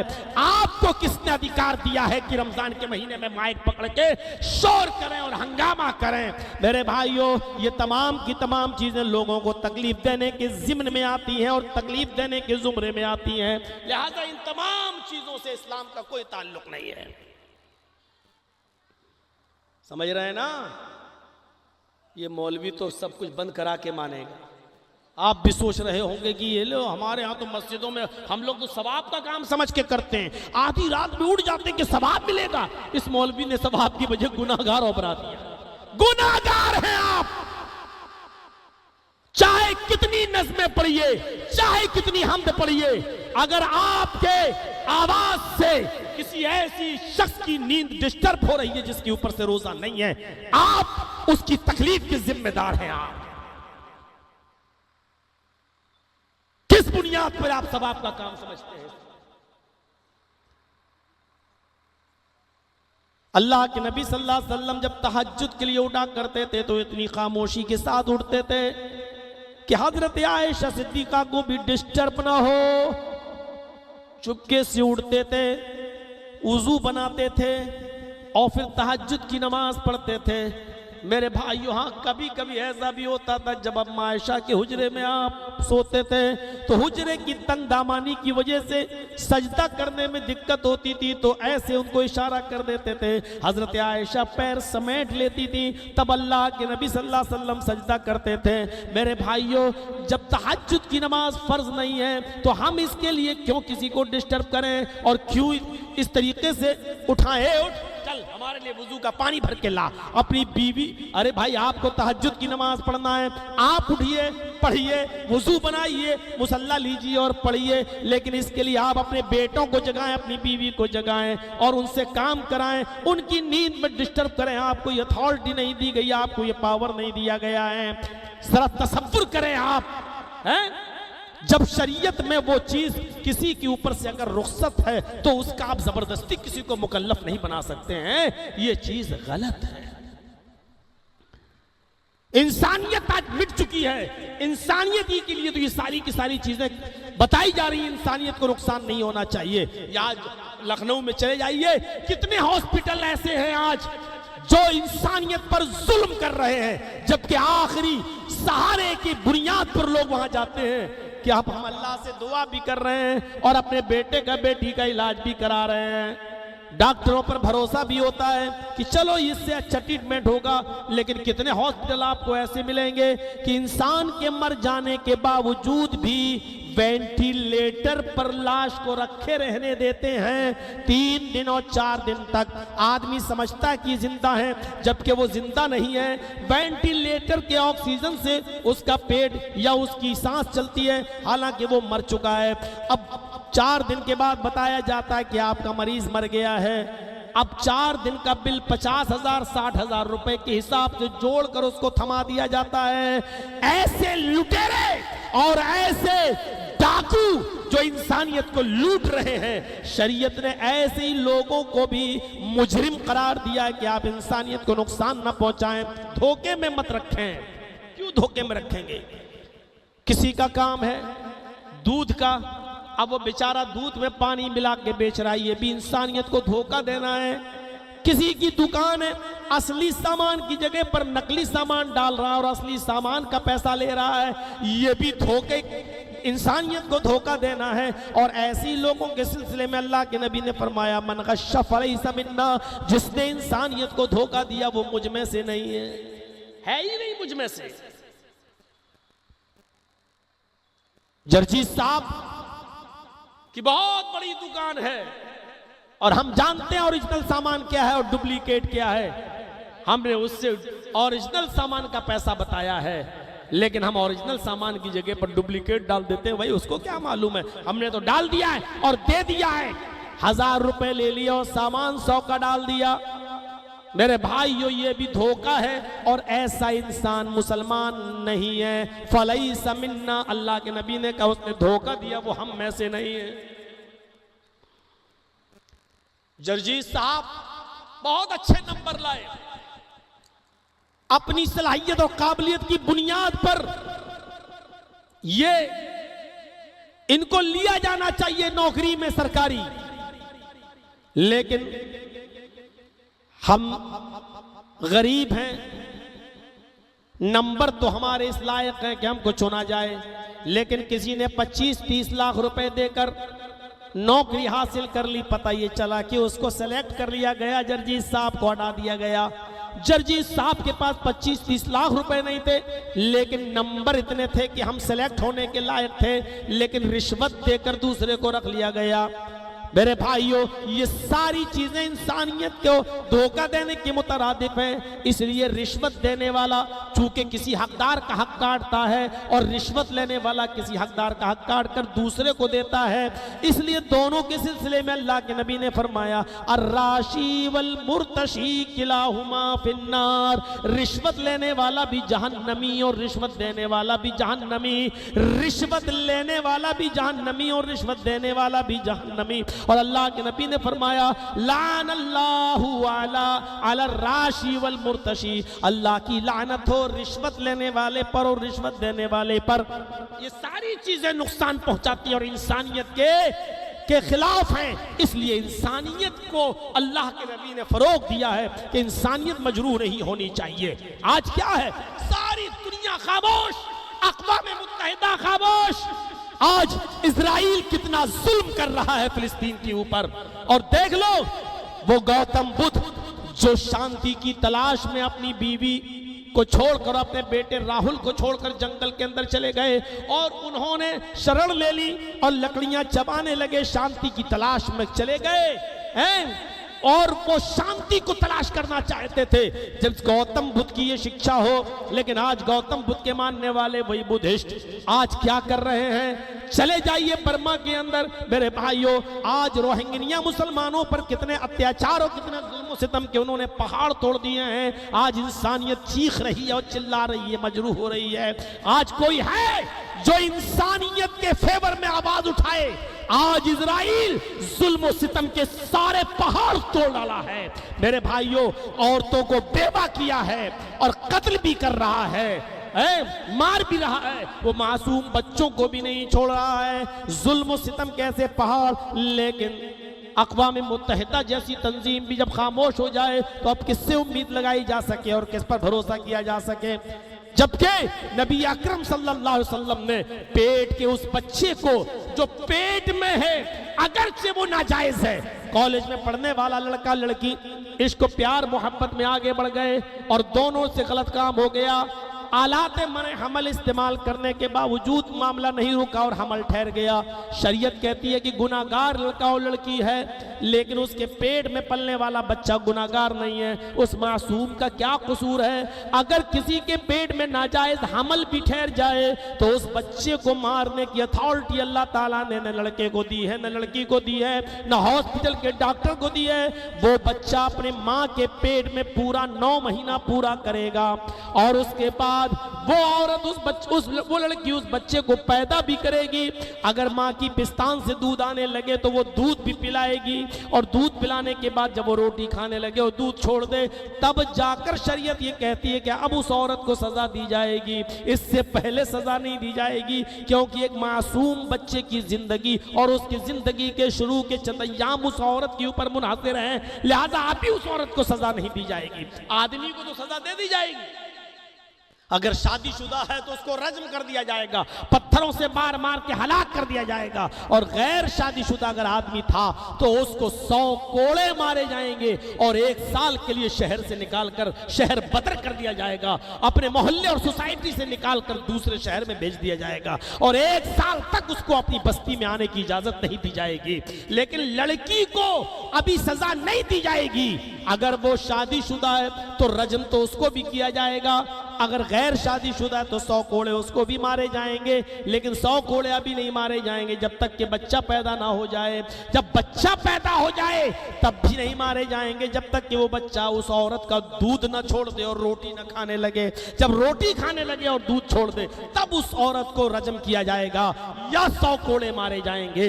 मेरे भाइयों, ये इंसानियत के तहफ्फुज़ की बुनियाद कायम की थी मोहम्मद रसूलुल्लाह सल्लल्लाहु अलैहि वसल्लम ने, उस नाजायज बच्चे को भी गिराने की इजाजत नहीं दी थी। शरीयत तो ये कहती है कि एक बनी इस्राइल का एक आदमी था, वो जा रहा था, कहीं निकला हुआ था, बैनमा रजुलुन यमशी, कहीं निकल रहा था, कहीं जा रहा था। फश्तद्दा अलैहि लातश, बुखारी की रिवायत, प्यास की वजह से बेचैन था, बहुत ज्यादा उसको प्यास लगी हुई थी, कहीं पानी तलाश कर रहा था लेकिन उसको पानी नहीं मिल रहा था। वो चलता जा रहा था, बस्ती जंगल वो निकला, प्यास की शिद्दत से मरा जा रहा था। उसकी नजर एक कुएं के ऊपर पड़ी, वो उस कुएं के अंदर उतरा। फनज़ला बीरन फशरिबा मिनहा सुम्मा खरजा फइज़ा हुवा बिकल्बिन यलहस। बुखारी की इस रिवायत पर जरा नजर डालिए, इस्लाम क्या कहता है। उसकी नजरें कुएं पर पड़ी, वो कुएं में उतरा, पानी पिया, चढ़ा, कुएं से बाहर निकला और जैसे ही वो कुएं से बाहर निकला फाइजा हुआ बिकल बिन यलस, उसकी नजर एक कुत्ते के ऊपर पड़ी जो हाँफ रहा है। एक कुत्ते को देखा हाँफ रहा है और उसकी जबान बाहर निकली हुई है कुत्ते की। इस आदमी ने उस कुत्ते को देखा, उसकी जबान को बाहर निकले हुए देखा। उस कुत्ते को देखा, उसकी जबान बाहर निकली है। इतना ही नहीं, बुखारी के अल्फाज पर गौर कीजिए, या अकुलुसरा मिनल आतश, वो कुत्ता किसी गीली जमीन को देखता, गीली जमीन को, तो उसी गीली जमीन के पास बैठ जाता और अपनी जबान से उस गीली जबान को चाटने लगता, ऐसे मिट्टी को खाता ताकि इस गीली मिट्टी से कुछ पानी निकल जाए जो हमारे हलक में चला जाए। प्यास की शिद्दत का यह आलम था उस कुत्ते का। इस आदमी ने उस कुत्ते को देखा, फकाल, तो कहने लगा, लक़द बलग़ हाज़ा मिस्लुल्लज़ी बलग़ बी, इस कुत्ते को भी वैसी प्यास लगी है जैसे मुझे लगी थी, ये कुत्ता भी वैसा ही प्यासा है जैसे मैं था, इस कुत्ते को भी वही चीज पहुंची है जो मुझे पहुंची थी। वो फिर उतरा, उसने अपना मोजा उतारा, चमड़े का मोजा था वो, उसने अपना मोजा उतारा चमड़े का और चमड़े के मोजे को पानी से भर लिया। फमला खुफ़हू, उसने अपने चमड़े के मोजे को कुएं के पानी से भर लिया। अब कुएं से उतर तो गया, कुएं में पानी भर तो लिया, लेकिन चढ़े कैसे? एक हाथ में मोजा है पानी से भरा हुआ, एक हाथ से चढ़ नहीं सकता, एक हाथ से कुएं को कैसे पार करे? नीचे पहुंचा हुआ है। बुखारी शरीफ की हदीस के अल्फाज, सुम्मा अमसकहू बिफीही, उसने चमड़े के मोजे को जो पानी से भरा हुआ था अपने मुंह में लिया और दबाया दांतों से, ऐसे जैसे ये है ना, ऐसे दबा लिया। चमड़े के मोजे को जो पानी से भरा हुआ था उसने अपने मुंह में लेकर दबा लिया दांतों से। सुम्मा रक़िया फसक़ल कल्ब, फिर वो कुएं के ऊपर चढ़ गया, दोनों हाथों से कुएं को पार कर दिया और बाहर आने के बाद उसने कुत्ते को पानी पिला दिया। बनी इस्राइल का शख्स था, कुत्ते पर थोड़ा सा रहम कर गया, कुएं में उतर के मोजे को पानी से भर के चढ़कर पानी पिला दिया। फशकर अल्लाहु फगफर लहू, अल्लाह रब्बुल आलमीन को इस आदमी की याद आई, इतनी पसंद आई, इतनी पसंद आई, इतनी पसंद आई कि कुत्ते को पानी पिलाने की वजह से अल्लाह ने इस आदमी को माफ कर दिया और उसकी मग़फ़िरत फरमा दी, उसकी बख्शिश कर दी। जो इस्लाम कुत्ते पर रहम करने की वजह से किसी जहन्नमी की मग़फ़िरत करके उसको जन्नती बना दे, तो गौर करो कि इंसानियत पर रहम करने का इनाम अल्लाह क्या देगा। ऐसा ही वाक़ा एक फाहिशा और बदचलन औरत का भी है, जिसने अपनी ओढ़नी कुएं में डाल के प्यासे कुत्ते को पानी पिला दिया था और कुत्ते की प्यास बुझ गई थी और कुत्ता चला गया था। अल्लाह ने उस फाहिशा, उस बदचलन, उस ज़मीर फरोश, जिस्म फरोश औरत को जो पैसा लेती थी और जिस्म बेचती थी, ऐसी फाहिशा और बदचलन औरत को सिर्फ इसलिए बख्श दिया क्योंकि उस औरत ने कुत्ते को पानी पिलाया। कुत्ते पर रहम करने की वजह से अल्लाह ने उसकी मग़फ़िरत फरमा दी। गौर करो, जो इस्लाम कुत्ते पर रहम करने का सिला ये देता हो, तो इंसानियत पर रहम और करम करने का सिला इस्लाम में क्या होगा? है कोई मीडिया वाला जो छापे, है कोई पालतू हड्डियों पे पलने वाले वो कुत्ते जो लिखे और छापे अपने मीडिया पर दिखाएं? सोशल मीडिया नहीं, अपने उस मीडिया पे छापे। अगर किसी की डाली हुई हड्डियों के खाने की नमक हरामी का पला हुआ जिस्म उनके पास न हो तो छापो। ये इस्लाम है इंसानियत का वो अलमबरदार जो प्यासे कुत्ते पर रहम करने वाले एक तबाही और एक बदचलन औरत को जन्नत की खुशखबरी सुनाता है। इंसानियत के साथ रहम करने का इनाम क्या देता होगा? नहीं लिखोगे तुम, क्योंकि तुम्हें तो हिंदू मुस्लिम इसी का तुम्हें पैसा मिलता है। और कोई चौकीदार है जो तुम्हारे सामने सड़ी हुई हड्डियां डालता है और उन्हीं हड्डियों को खा खा कर तुम्हारा जिस्म हराम का हो चुका है, तुम हराम खोर हो चुके हो, इसलिए सच्चाई से पर्दा उठा रहे हो और हकीकत तुम नहीं लिख सकते हो। मुझे मालूम है न तलवार तुमसे चलेगी न उठेगा खंजर, ये बाजू हमारे आजमाए हुए हैं। नहीं लिख सकते हो, बल्कि हमारी इसी तकरीर को काट कर दिखाया जाएगा मौलवी जर्जीस ने दिया भड़काऊ बयान। यही कुत्तों की पहचान होती है। इतना हिस्सा काट दिया जाएगा, मौलवी जर्जीस ने दिया भड़काऊ बयान, ये दिखाया जाएगा। तो मेरे भाइयों, दूसरी चीज भी हो गई इमाततुल अज़ान तरीक, रास्ते से तकलीफ दे चीज को हटा देना। ये ईमान का एक शाख है, ईमान की अदना और निचली दर्जे की शाख है। बीच वाली शाख लास्ट में जो अल्लाह के नबी ने बताया है उस पर भी जरा गौर कर लें। वल हयाउ शुअबतुम मिनल ईमान, हया भी ईमान का एक शोबा है, हया अभी ईमान की एक ब्रांच है। हया बहुत जरूरी है।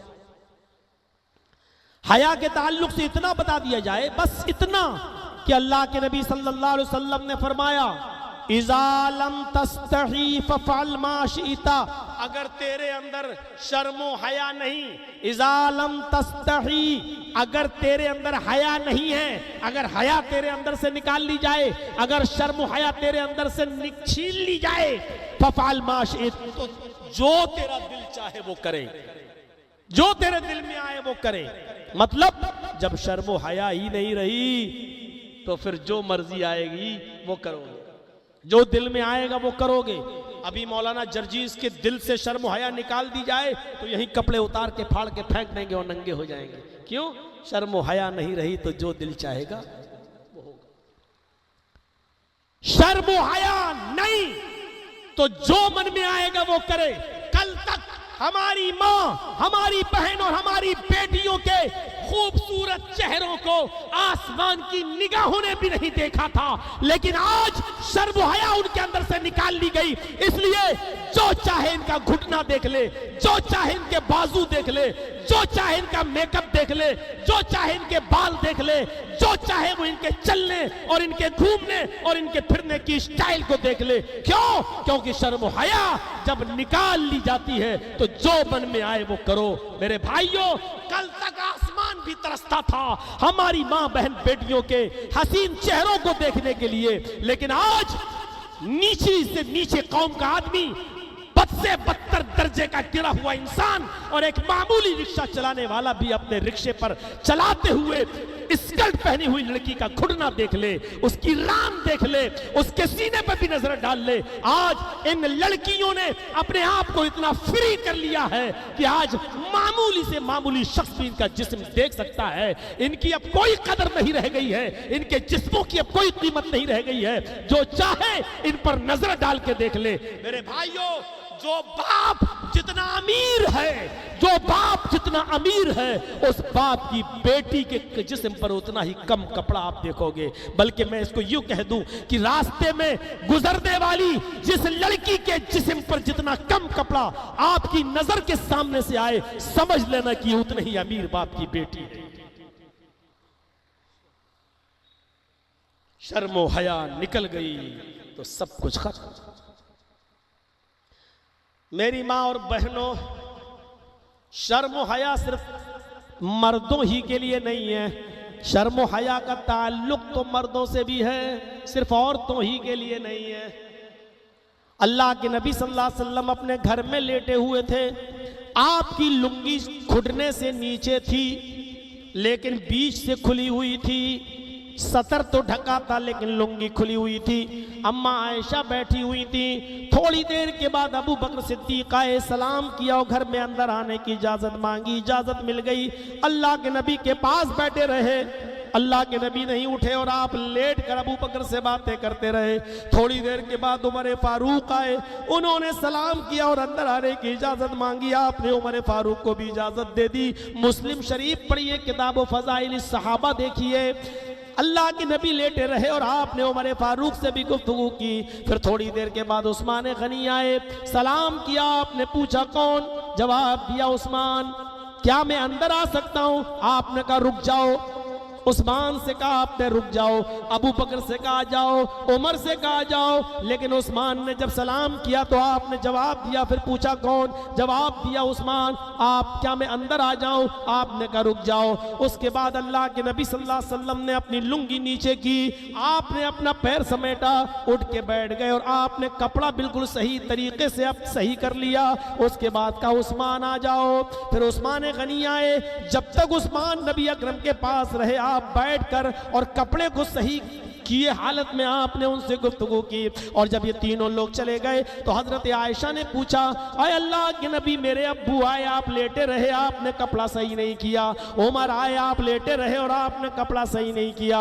उस्मान आए, आपने उनको दरवाजे के बाहर खड़ा कर दिया, आप सिमट गए, आपने कपड़ा दुरुस्त फरमाया और बैठ गए। उसके बाद आपने उस्मान को अंदर आने की इजाजत मांग दी। और जब उस्मान भी आए, आखिर वजह क्या है?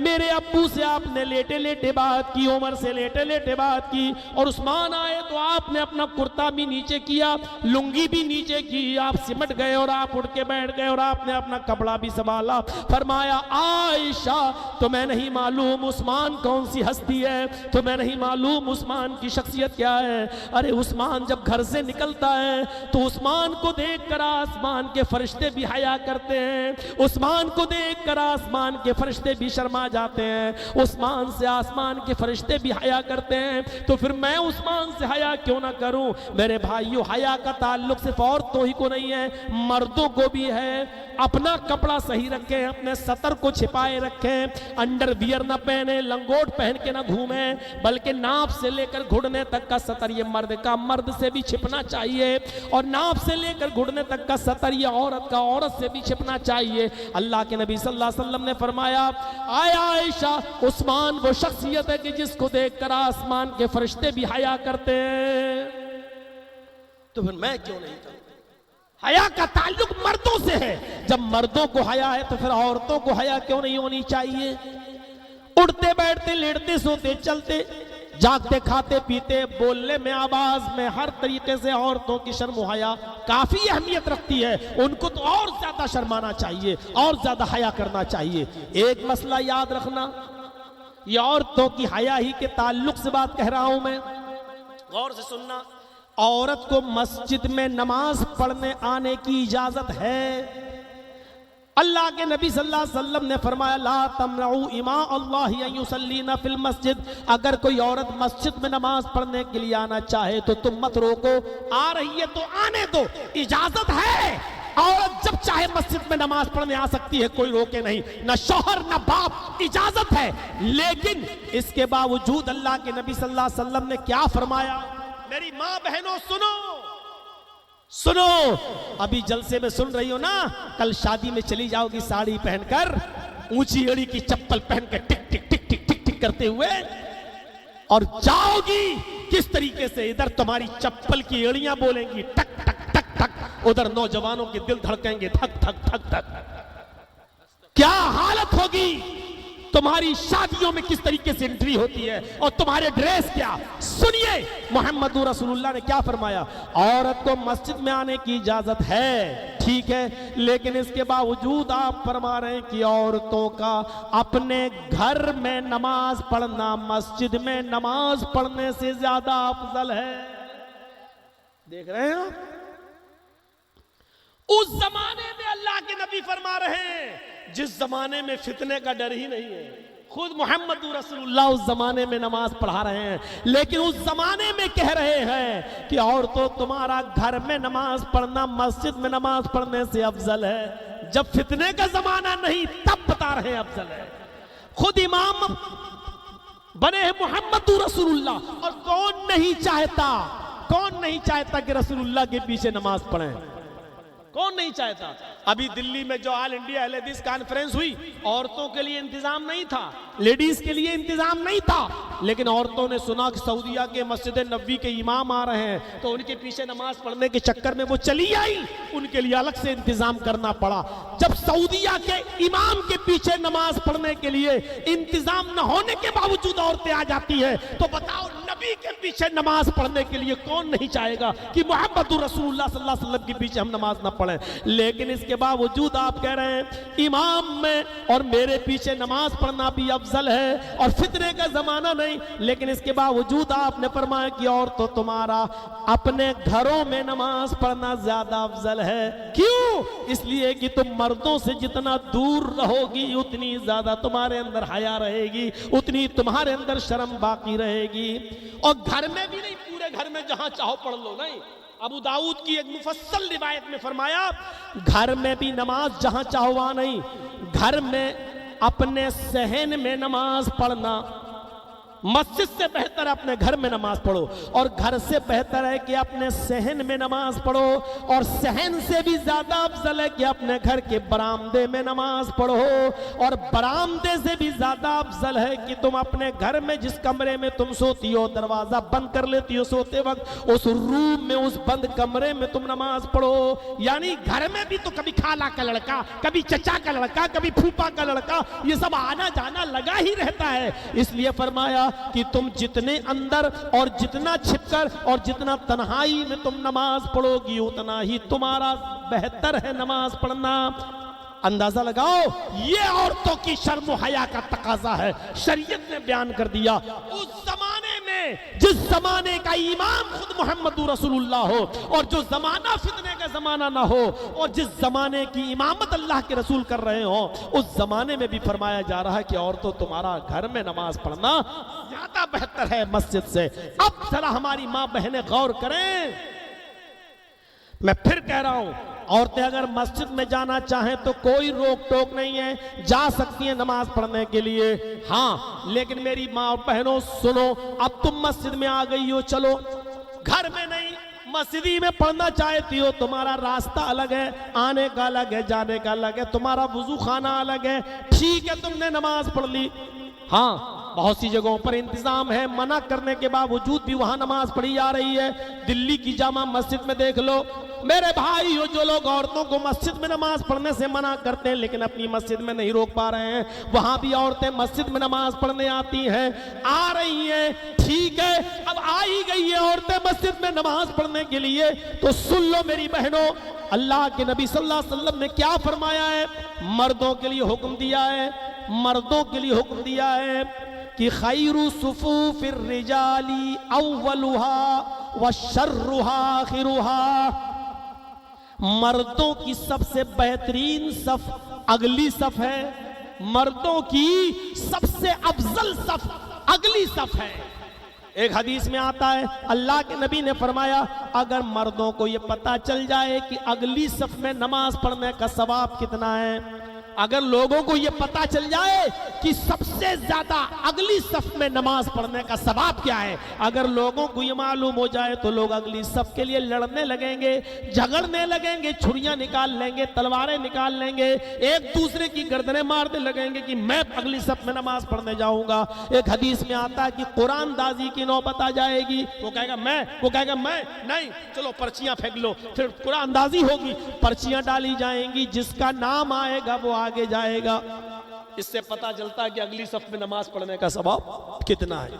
लेकिन अल्लाह के नबी फरमाते हैं अगली सफ में नमाज पढ़ने का सवाब इतना ज्यादा है, लेकिन ये मर्दों के लिए है, ये मर्दों के लिए है। खैरु सुफूफिन निसाई आखिरुहा व शर्रुहा वलुहा, लेकिन औरतों के लिए सबसे अफजल और सबसे बेहतर सफ वो है जो सबसे पिछली सफ है, सबसे पीछे वाली सफ है, और औरतों की सबसे बुरी सफ वो है जो सबसे आगे वाली सफ है। क्योंकि औरतें सफ में जितना आगे रहेंगी मर्द से उतना करीब रहेगी, और औरत सबसे ज्यादा पीछे जिस सफ में रहेगी वो मर्दों से उतना ज्यादा दूर रहेगी। जर्जी साहब नमाज पढ़ा रहे हैं, मेरे पीछे 5-5 सफ़े मर्दों की लगी हैं, ये तो हो गई मर्दों की। अब पर्दा पड़ा है, अब औरतों की सफ़े हैं, गौर करो, पर्दा पड़ा है, फिर औरतों की सफ़े, और इन सफ़ों में 5 सफ़े औरतों की भी हैं। तो मर्द की अफजल सफ़ वो है जो अगली है, और औरत की अफजल सफ़ वो है जो सबसे पिछली है, क्योंकि जो सबसे पिछली सफ़ है वो मर्दों से उतनी ही ज्यादा दूर है। तो जो औरत मर्द से जितना ज्यादा दूर रहेगी वो उतना ही ज्यादा बाशरम और बाहया कहलाएगी। जो औरत मर्द से जितना ज्यादा करीब रहेगी वो इतनी ही बड़ी बेशरम और उतनी ही बड़ी बेहया कहलाएगी। शरीयत ने ये मुतय्यन कर दिया है। अब कहिए, शादियों में करोगे बफे सिस्टम, खड़े होके खिलाने वाला सिस्टम? मर्द औरतें दोनों एक ही जगह पर खा रहे हैं, खड़े होकर, इसका नाम है बफे सिस्टम। अरे जिसका नाम होना चाहिए था सुअर सिस्टम, गधा सिस्टम है, कुत्ता सिस्टम, उसका नाम रखा बफे सिस्टम। और खाने वालों को भी शर्म हया नहीं आती, खड़े होके खा रहे हैं और कह रहे बफे सिस्टम। अबे काय का बफे सिस्टम, ये तो सुअर सिस्टम है। मैं सुअर बोलूंगा, खिंजीर नहीं बोलूंगा, ताकि उन लोगों के मुंह पे थप्पड़ लगे जो कहते हैं सुअर कहने से 40 दिन तक जबान गंदी रहती है। वे तेरे बाप का फतवा, कहां से लाया सुअर कहने से जबान गंदी रहती है? अरे उर्दू में सुअर ही बोला जाता है, अरबी लफ्ज है खिंजीर, इंग्लिश लफ्ज है पिग, उर्दू में सुअर ही बोला जाता है। और मैं उर्दू में तकरीर कर रहा हूं इसलिए सुअर ही बोलूंगा। वो तेरे बाप का फतवा होगा सुअर कहे तो 40 दिन तक जबान गंदी रहेगी। मेरे भाइयों, जिसका नाम होना चाहिए था गधा सिस्टम, कुत्ता सिस्टम, सुअर सिस्टम, उसका नाम रखा बफे सिस्टम। मर्द औरतें दोनों एक दूसरे के करीब। अंदाजा, नमाज की हालत में पर्दा होने के बावजूद मर्दों का रास्ता अलग, औरतों का रास्ता अलग, इसके बावजूद औरतों की पिछली सफ को अफजल करार दिया है।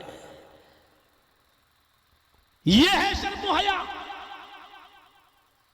एक और तरीके से समझा दूं आपको, औरतों की शर्म हया का तकाजा क्या है। निकाह होता है ना, निकाह, जब किसी कुंवारी लड़की का निकाह होता है, बारात आ जाती है, हालांकि बारात वरात होना नहीं चाहिए, लेकिन चलो जब आ गई तो मर्द का लड़के का निकाह होने से पहले लड़की से इजाज़त लेने जाते हैं। एक वकील होता है और 2 गवाह होते हैं। तो वकील साहब भी जाते हैं और गवाह भी जाता है, और वहाँ लड़की से कहता है, बेटी फला फला लड़के के साथ इतने इतने रुपए मेहर के बस तुम्हारा निकाह किया जा रहा है, क्या तुम्हें वो लड़का कबूल है? अब वो बेचारी खामोश बैठी है, शर्म की वजह से बोलती नहीं है। यही शर्म है और लड़की की, बोलती नहीं है शर्म की वजह से। तो उसकी सहेलियां उसको ऐसे मारती, कौनी, कह दे हाँ कबूल है, कह दे हाँ कबूल है। तो लड़कियों के ज्यादा कहने पर फिर वो बड़ी मुश्किल से बोलती हाँ कबूल है। और ये बुढ़ा और 2 गवाहों को लेके गया, जब तक कहलवा नहीं लेता तब तक आता नहीं। अब वहां बैठे हैं काजी साहब, निकाह पढ़ाने वाले लड़के का। हाँ साहब, लड़की ने इजाजत दे दी, कहा उसने कबूल कर लिया कि हाँ। अब गवाहों से पूछता है, तुमने सुना? उसने जो कहा कि मुझे कबूल है, तुमने सुना? अब ये दोनों गवाह कहते हैं हाँ हमने सुना। तब निकाह पढ़ाता है। शरीयत में इसकी कोई हैसियत ही नहीं। जब रिश्ता तय हो रहा था उसी वक्त लड़की के वली को, बाप को, चचा को, भाई को, उसी वक्त पूछना चाहिए था लड़की से, बेटी फला फला जगह से रिश्ता आया है, मुझे पसंद है, मैं फला जगह तुम्हारा निकाह करना चाहता हूं, तो मैं वो लड़का पसंद है। बेटी बाप को नहीं बताएगी, कोई बात नहीं, बाप चला आए, माँ को बता देगी, बहन को बता देगी, अपनी सहेली को बता देगी। सुबह से शाम तक में पता चल जाएगा कि लड़की की मर्जी है या नहीं। यही इजाजत है बस। जिस दिन निकाह हो रहा है उस दिन न वकील को जाना है न गवाह को जाना है। उस दिन इजाजत लेने का कोई मायार ही नहीं है। उस दिन लड़के की तरफ से भेजे हुए कपड़े अगर लड़की निकाह वाले दिन पहन लेती है, खुशी खुशी उसको ग्रहण कर लेती है, अपने जिस्म पर पहन लेती है, तो लड़के की तरफ से दिए हुए कपड़े को पहनने की वजह से ये समझा जाएगा कि लड़की राजी है, लड़की तैयार है, लड़की ने अपनी रजामंदी का इजहार कर दिया है। अरे उसकी शर्म और हया के पेश नजर उससे जबरदस्ती क्यों कहलवाते हो, कबूल है। अल्लाह के नबी सल्लल्लाहु अलैहि वसल्लम ने फरमाया कि वली एक बार अपनी बेटी से पूछेगा, भाई अपनी बहन से, चचा अपनी भतीजी से एक बार पूछेगा, बेटी फलां जगह तुम्हारा निकाह किया जा रहा है, क्या तुम्हें कबूल है, क्या वो लड़का तुम्हें पसंद है। उस लड़की का बोलना जरूरी नहीं है कि अब्बू हाँ ठीक है आप जहां चाहते हैं कर दीजिए, उस लड़की को कहने की जरूरत ही नहीं है। शरीयत ने उस लड़की की शर्म हया का ख्याल ये रखा है। अल्लाह के नबी ने फरमाया इज़्नुहा सिमातुहा, अगर तुम्हारे पूछने पर वो खामोश रह जाए तो खामोशी ही उसकी इजाजत है, उसकी खामोशी को उसकी इजाजत समझ लो, यानी वो खामोश रह गई, समझ लो कि वो राजी है। शरीयत ने ऐसे मौके पर भी लड़की की शर्म हया का ख्याल रखा है कि मत कहलवाओ उसकी जबान से कि हाँ कबूल। इतनी शर्मीली होती है लड़की की, अपनी जिंदगी जिसके साथ पूरी गुजारना चाहती है उसके बारे में भी नहीं बोल पा रही है कि हाँ कबूल है, और शरीयत ने कहा मत कहलवाओ, खामोशी ही उसकी इजाजत है। इतना ख्याल रखा है लड़की की शर्म हया का। आज 24 घंटे मोबाइल पे लगी रहती हैं, जलसे में है, फलां जगह मिलेंगे आ जाना। इनके बारे में क्या ख्याल है?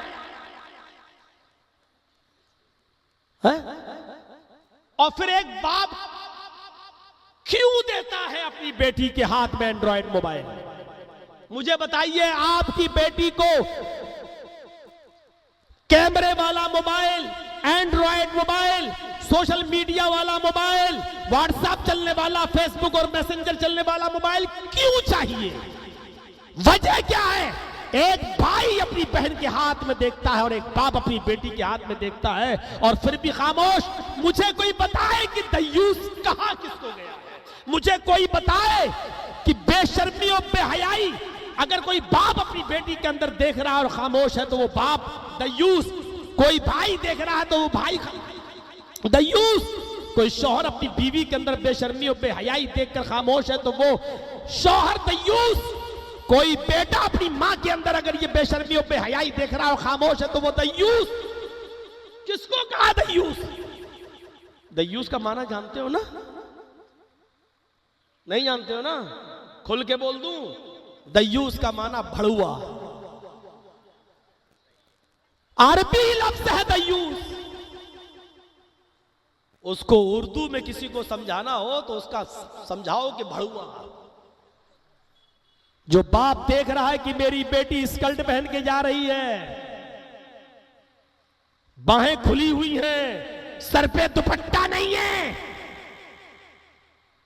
एयर होस्टेस बनी हुई है, जा रही है ऊंची एड़ी की चप्पल पहन के, वो बाप भड़ुआ। जो भाई देख रहा है कि साल में मेरी बहन जा रही है, वो भाई हुआ। बहुत दिनों के बाद आज ये लफ्ज इस्तेमाल करने को मिला है। जो बेटा देख रहा है कि मेरी मां इस हाल में जा रही है, वो बेटा हुआ। जो आदमी खुद बैठे बैठे घर में टीवी देख रहा है और अपनी बीवी से नौकरी करवा रहा है और बीवी इस तरीके का लिबास पहन के जा रही है, वो शौहर भड़ुआ।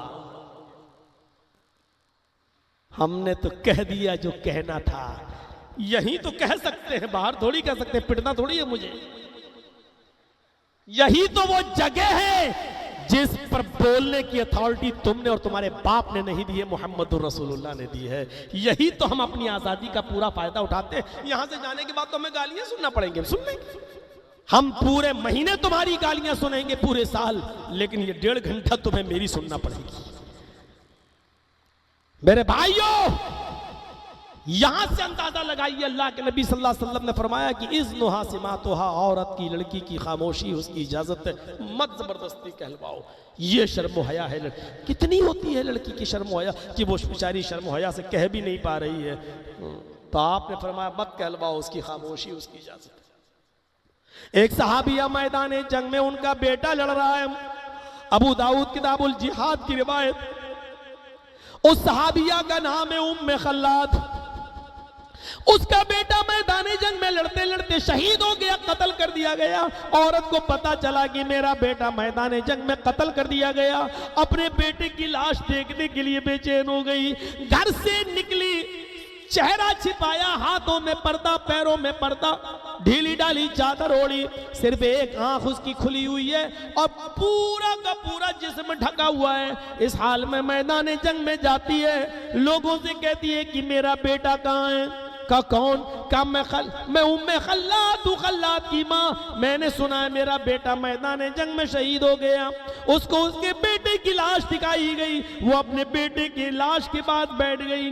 लोगों ने उससे, सहाबा ने कहा, माँ तुमने अपने बेटे की मौत की खबर सुनी और उसके बावजूद तुम इतने पर्दे में आई हो।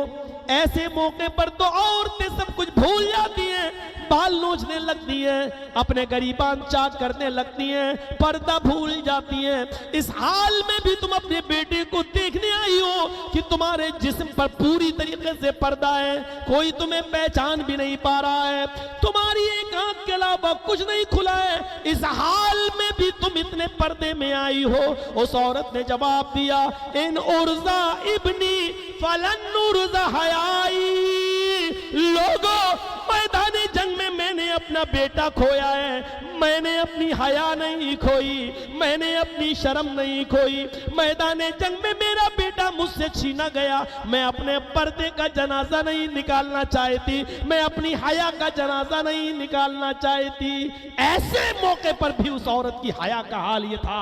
मेरी बहनों, तुम्हारी हया और इस औरत की हया का क्या मुआवजा है? तराजू पर रख के तौलो, तुम्हारी हया आज किस दर्जे में है, उसकी हैसियत क्या है, उसका मकाम क्या है और उसको कौन सा दर्जा दिया जाए। आज हमारी मां बहनों की हया का और इस औरत की हया का कौन सा दर्जा दिया जाए। मेरी बहनों, एक और हदीस तो मैं सुना देता हूं, सुनिए। अल्लाह के नबी जनाब मोहम्मद रसूलुल्लाह ने फरमाया, कुर्बे कयामत, कयामत से पहले एक ऐसा जमाना आ जाएगा कि तुम देखोगे कि जिनाकारी सरेआम होगी, बदकारी सरेआम होगी। चौराहे पर, रोड पर एक लड़का एक लड़की दोनों जिना करेंगे, सबके सामने जिना करेंगे। सहाबा ने पूछा, क्या ऐसा भी होगा? फरमाया, हाँ, एक लड़का एक लड़की दोनों सबके सामने जिना करेंगे, दोनों तैयार होंगे और दोनों जिना करेंगे। और उस जमाने का, अल्लाह के नबी ने फरमाया, उस जमाने का सबसे शरीफ इंसान वो होगा, उस जमाने का सबसे नेक इंसान वो होगा जो इस लड़की और लड़की को जिना करते हुए देखेगा, इन दोनों के पास जाएगा और इनको मना नहीं करेगा। ये कहेगा, बेटा तुम ये काम जो कर रहे हो अपनी गर्लफ्रेंड से, अपनी माशूका से, अपनी महबूबा के साथ ये काम जो कर रहे हो, इस चौराहे पर या सबके सामने मत करो। यहां से मेरी मां बहन बेटियां भी गुजरती है, यहां ये काम ना करो। अगर तुम्हें ये काम ही करना है तो ये मेरा घर बना हुआ है, घर के पीछे की दीवार है, उस दीवार के पीछे जाकर ये काम कर लो। ये मेरा खेत है, इस खेत की झाड़ियों में चले जाओ अपनी गर्लफ्रेंड को लेकर और ये काम कर लो। इस रास्ते पे मत करो। जो मना नहीं कर पाएगा, जो कहेगा करो, लेकिन सबके सामने नहीं, इस दरख्त की आड़ में कर लो, इस दीवार की आड़ में कर लो, ये कहेगा, ये उस कहने वाला उस जमाने का सबसे शरीफ इंसान होगा, सबसे नेक इंसान होगा। यानी इस नेक इंसान में भी मना करने की जरूरत नहीं होगी। आज वेस्टर्न कल्चर ने, पश्चिमी सभ्यता ने, मगरिबी तहजीब ने आज इतना तो बेशरम बना ही दिया है कि लड़का और लड़की हाथ में हाथ डालकर घूम रहे हैं। जाओ गोमती नगर का मुआयना कर लो, जनेश्वर पार्क का मुआयना कर लो, और जाओ आप किसी भी घूमने की और पब्लिक प्लेस पर जाकर इन चीजों को देख लो। पार्कों में मुंह से मुंह लगाए बैठे हुए ऐसे बैठेंगे जैसे कुत्ता कुतिया दोनों सड़कों पर बैठे हुए हैं और एक दूसरे से लुत्फानंदोज हो रहे हैं। जब शर्म हया निकल जाएगी तो इंसान जानवर बन जाएगा, और आज जानवरियत आ चुकी है। इससे भी ज्यादा खुला हुआ और गंदा और बेहुदा मजाक देखना है तो आप गोवा चले जाओ, वहां लड़के और लड़की के जिस्म के ऊपर से कपड़े भी उतर चुके हैं और दोनों इसी पॉइंट पर बिल्कुल बिल्कुल नंगे और बरहाना नजर आएंगे। इससे भी ज्यादा खुला हुआ मिजाज देखना हो तो पेरिस की सरजमीन पर चले जाओ, जहां लड़कियां बिल्कुल नंगी होकर होटलों में काम करती हैं, एयर होस्टेस बिल्कुल नंगी होकर काम करती हैं, जहां बिल्कुल ऑफिसों में न मर्दों को कपड़ा पहन कर आने की अनुमति है, न लड़कियों को कपड़ा पहनने की इजाजत है, जहां लड़के और लड़कियां ऑफिस में और अपने अपने कामों में बिल्कुल नंगे और बरहना होकर काम कर रहे हैं। मेरे भाइयों, ये सूरत हाल तो पैदा हो ही चुकी है, बस इतना बाकी रह गया है कि कोई सड़क पर करता हुआ नजर आए तो ये कह दिया जाए कि भाई ये काम यहां मत करो, इस दरख्त के पीछे कर लो, या इस घर के पीछे चले जाओ वहां ये काम कर लो, या इस खेत में जाकर काम कर लो। यानी शर्म व हया का जनाजा निकल चुका होगा और वेस्टर्न कल्चर में आज ये जमाना आ चुका है। मेरे भाइयों, ये चीज अब पैदा हो चुकी है। आप जाइए और देख लीजिए क्या क्या आज ओरियानियत के बाजार गर्म है और हर जगह आपको बेशर्मी और बेहयाई नजर आएगी। बहुत कोशिश करने के बाद ये 1.25 घंटा मैंने आपके सामने खिताब किया है। कल मेरा बनारस में खिताब था, आज यहाँ खिताब है। मैं 3 बजे पहुंचा हूं और फिर यहां के लिए निकल गया हूं और आज तो ऐसा लग रहा था जैसे प्लेटलेट भी कम है और मैंने 2 मरतबा डोलो भी खाई है। कल सोचा था कि ब्लड भी जांच करा लें, क्या मसला है, लेकिन मेरे भाइयों, आप लोगों की मोहब्बत देखकर 1.25 घंटा हमने आपके सामने खिताब किया है। अब मेरी हिम्मत जवाब दे चुकी है। जाते जाते आपसे फिर ये कहूँगा कि मुझे पीर मत बनाइएगा, मुझे सरदार मत बनाइएगा। अभी मैं यहाँ से निकलूंगा तो सेल्फी लेने की कोशिश मत कीजिएगा। और ये सब करके मेरे भाइयों फिर वही तकरीर का, वरना मैं समझूंगा कि पूरा सुना दिया आपको, लेकिन आपके अंदर कोई फर्क नहीं पड़ा।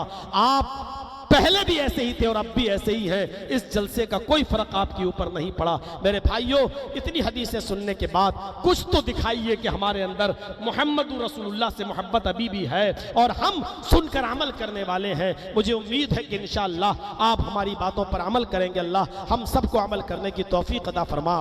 बारे इलाह हमारे अंदर ला इलाहा इल्लल्लाह यानी तौहीद को समझने की तौफीक अता फरमा। अल्लाह इस कलमे की हकीकत को जानने की हमें तौफीक अता फरमा। इंसानियत को समझने की तौफीक अता फरमा। बेशर्मी और बेहयाई हमारे समाज से दूर करके शर्म व हया हमारे समाज में पैदा फरमा। इलाहुल आलमीन, जब तक तू हमें जिंदा रख, इस्लाम पे जिंदा रखना, और जब हमारा खात्मा हो तो ईमान पर हमारा खात्मा फरमाना। वमा अलैना इल्लल बलागुल मुबीन व आखिरु दावाना अनिल हम्दुलिल्लाहि रब्बिल आलमीन। अस्सलामु अलैकुम व रहमतुल्लाहि व बरकातुहू।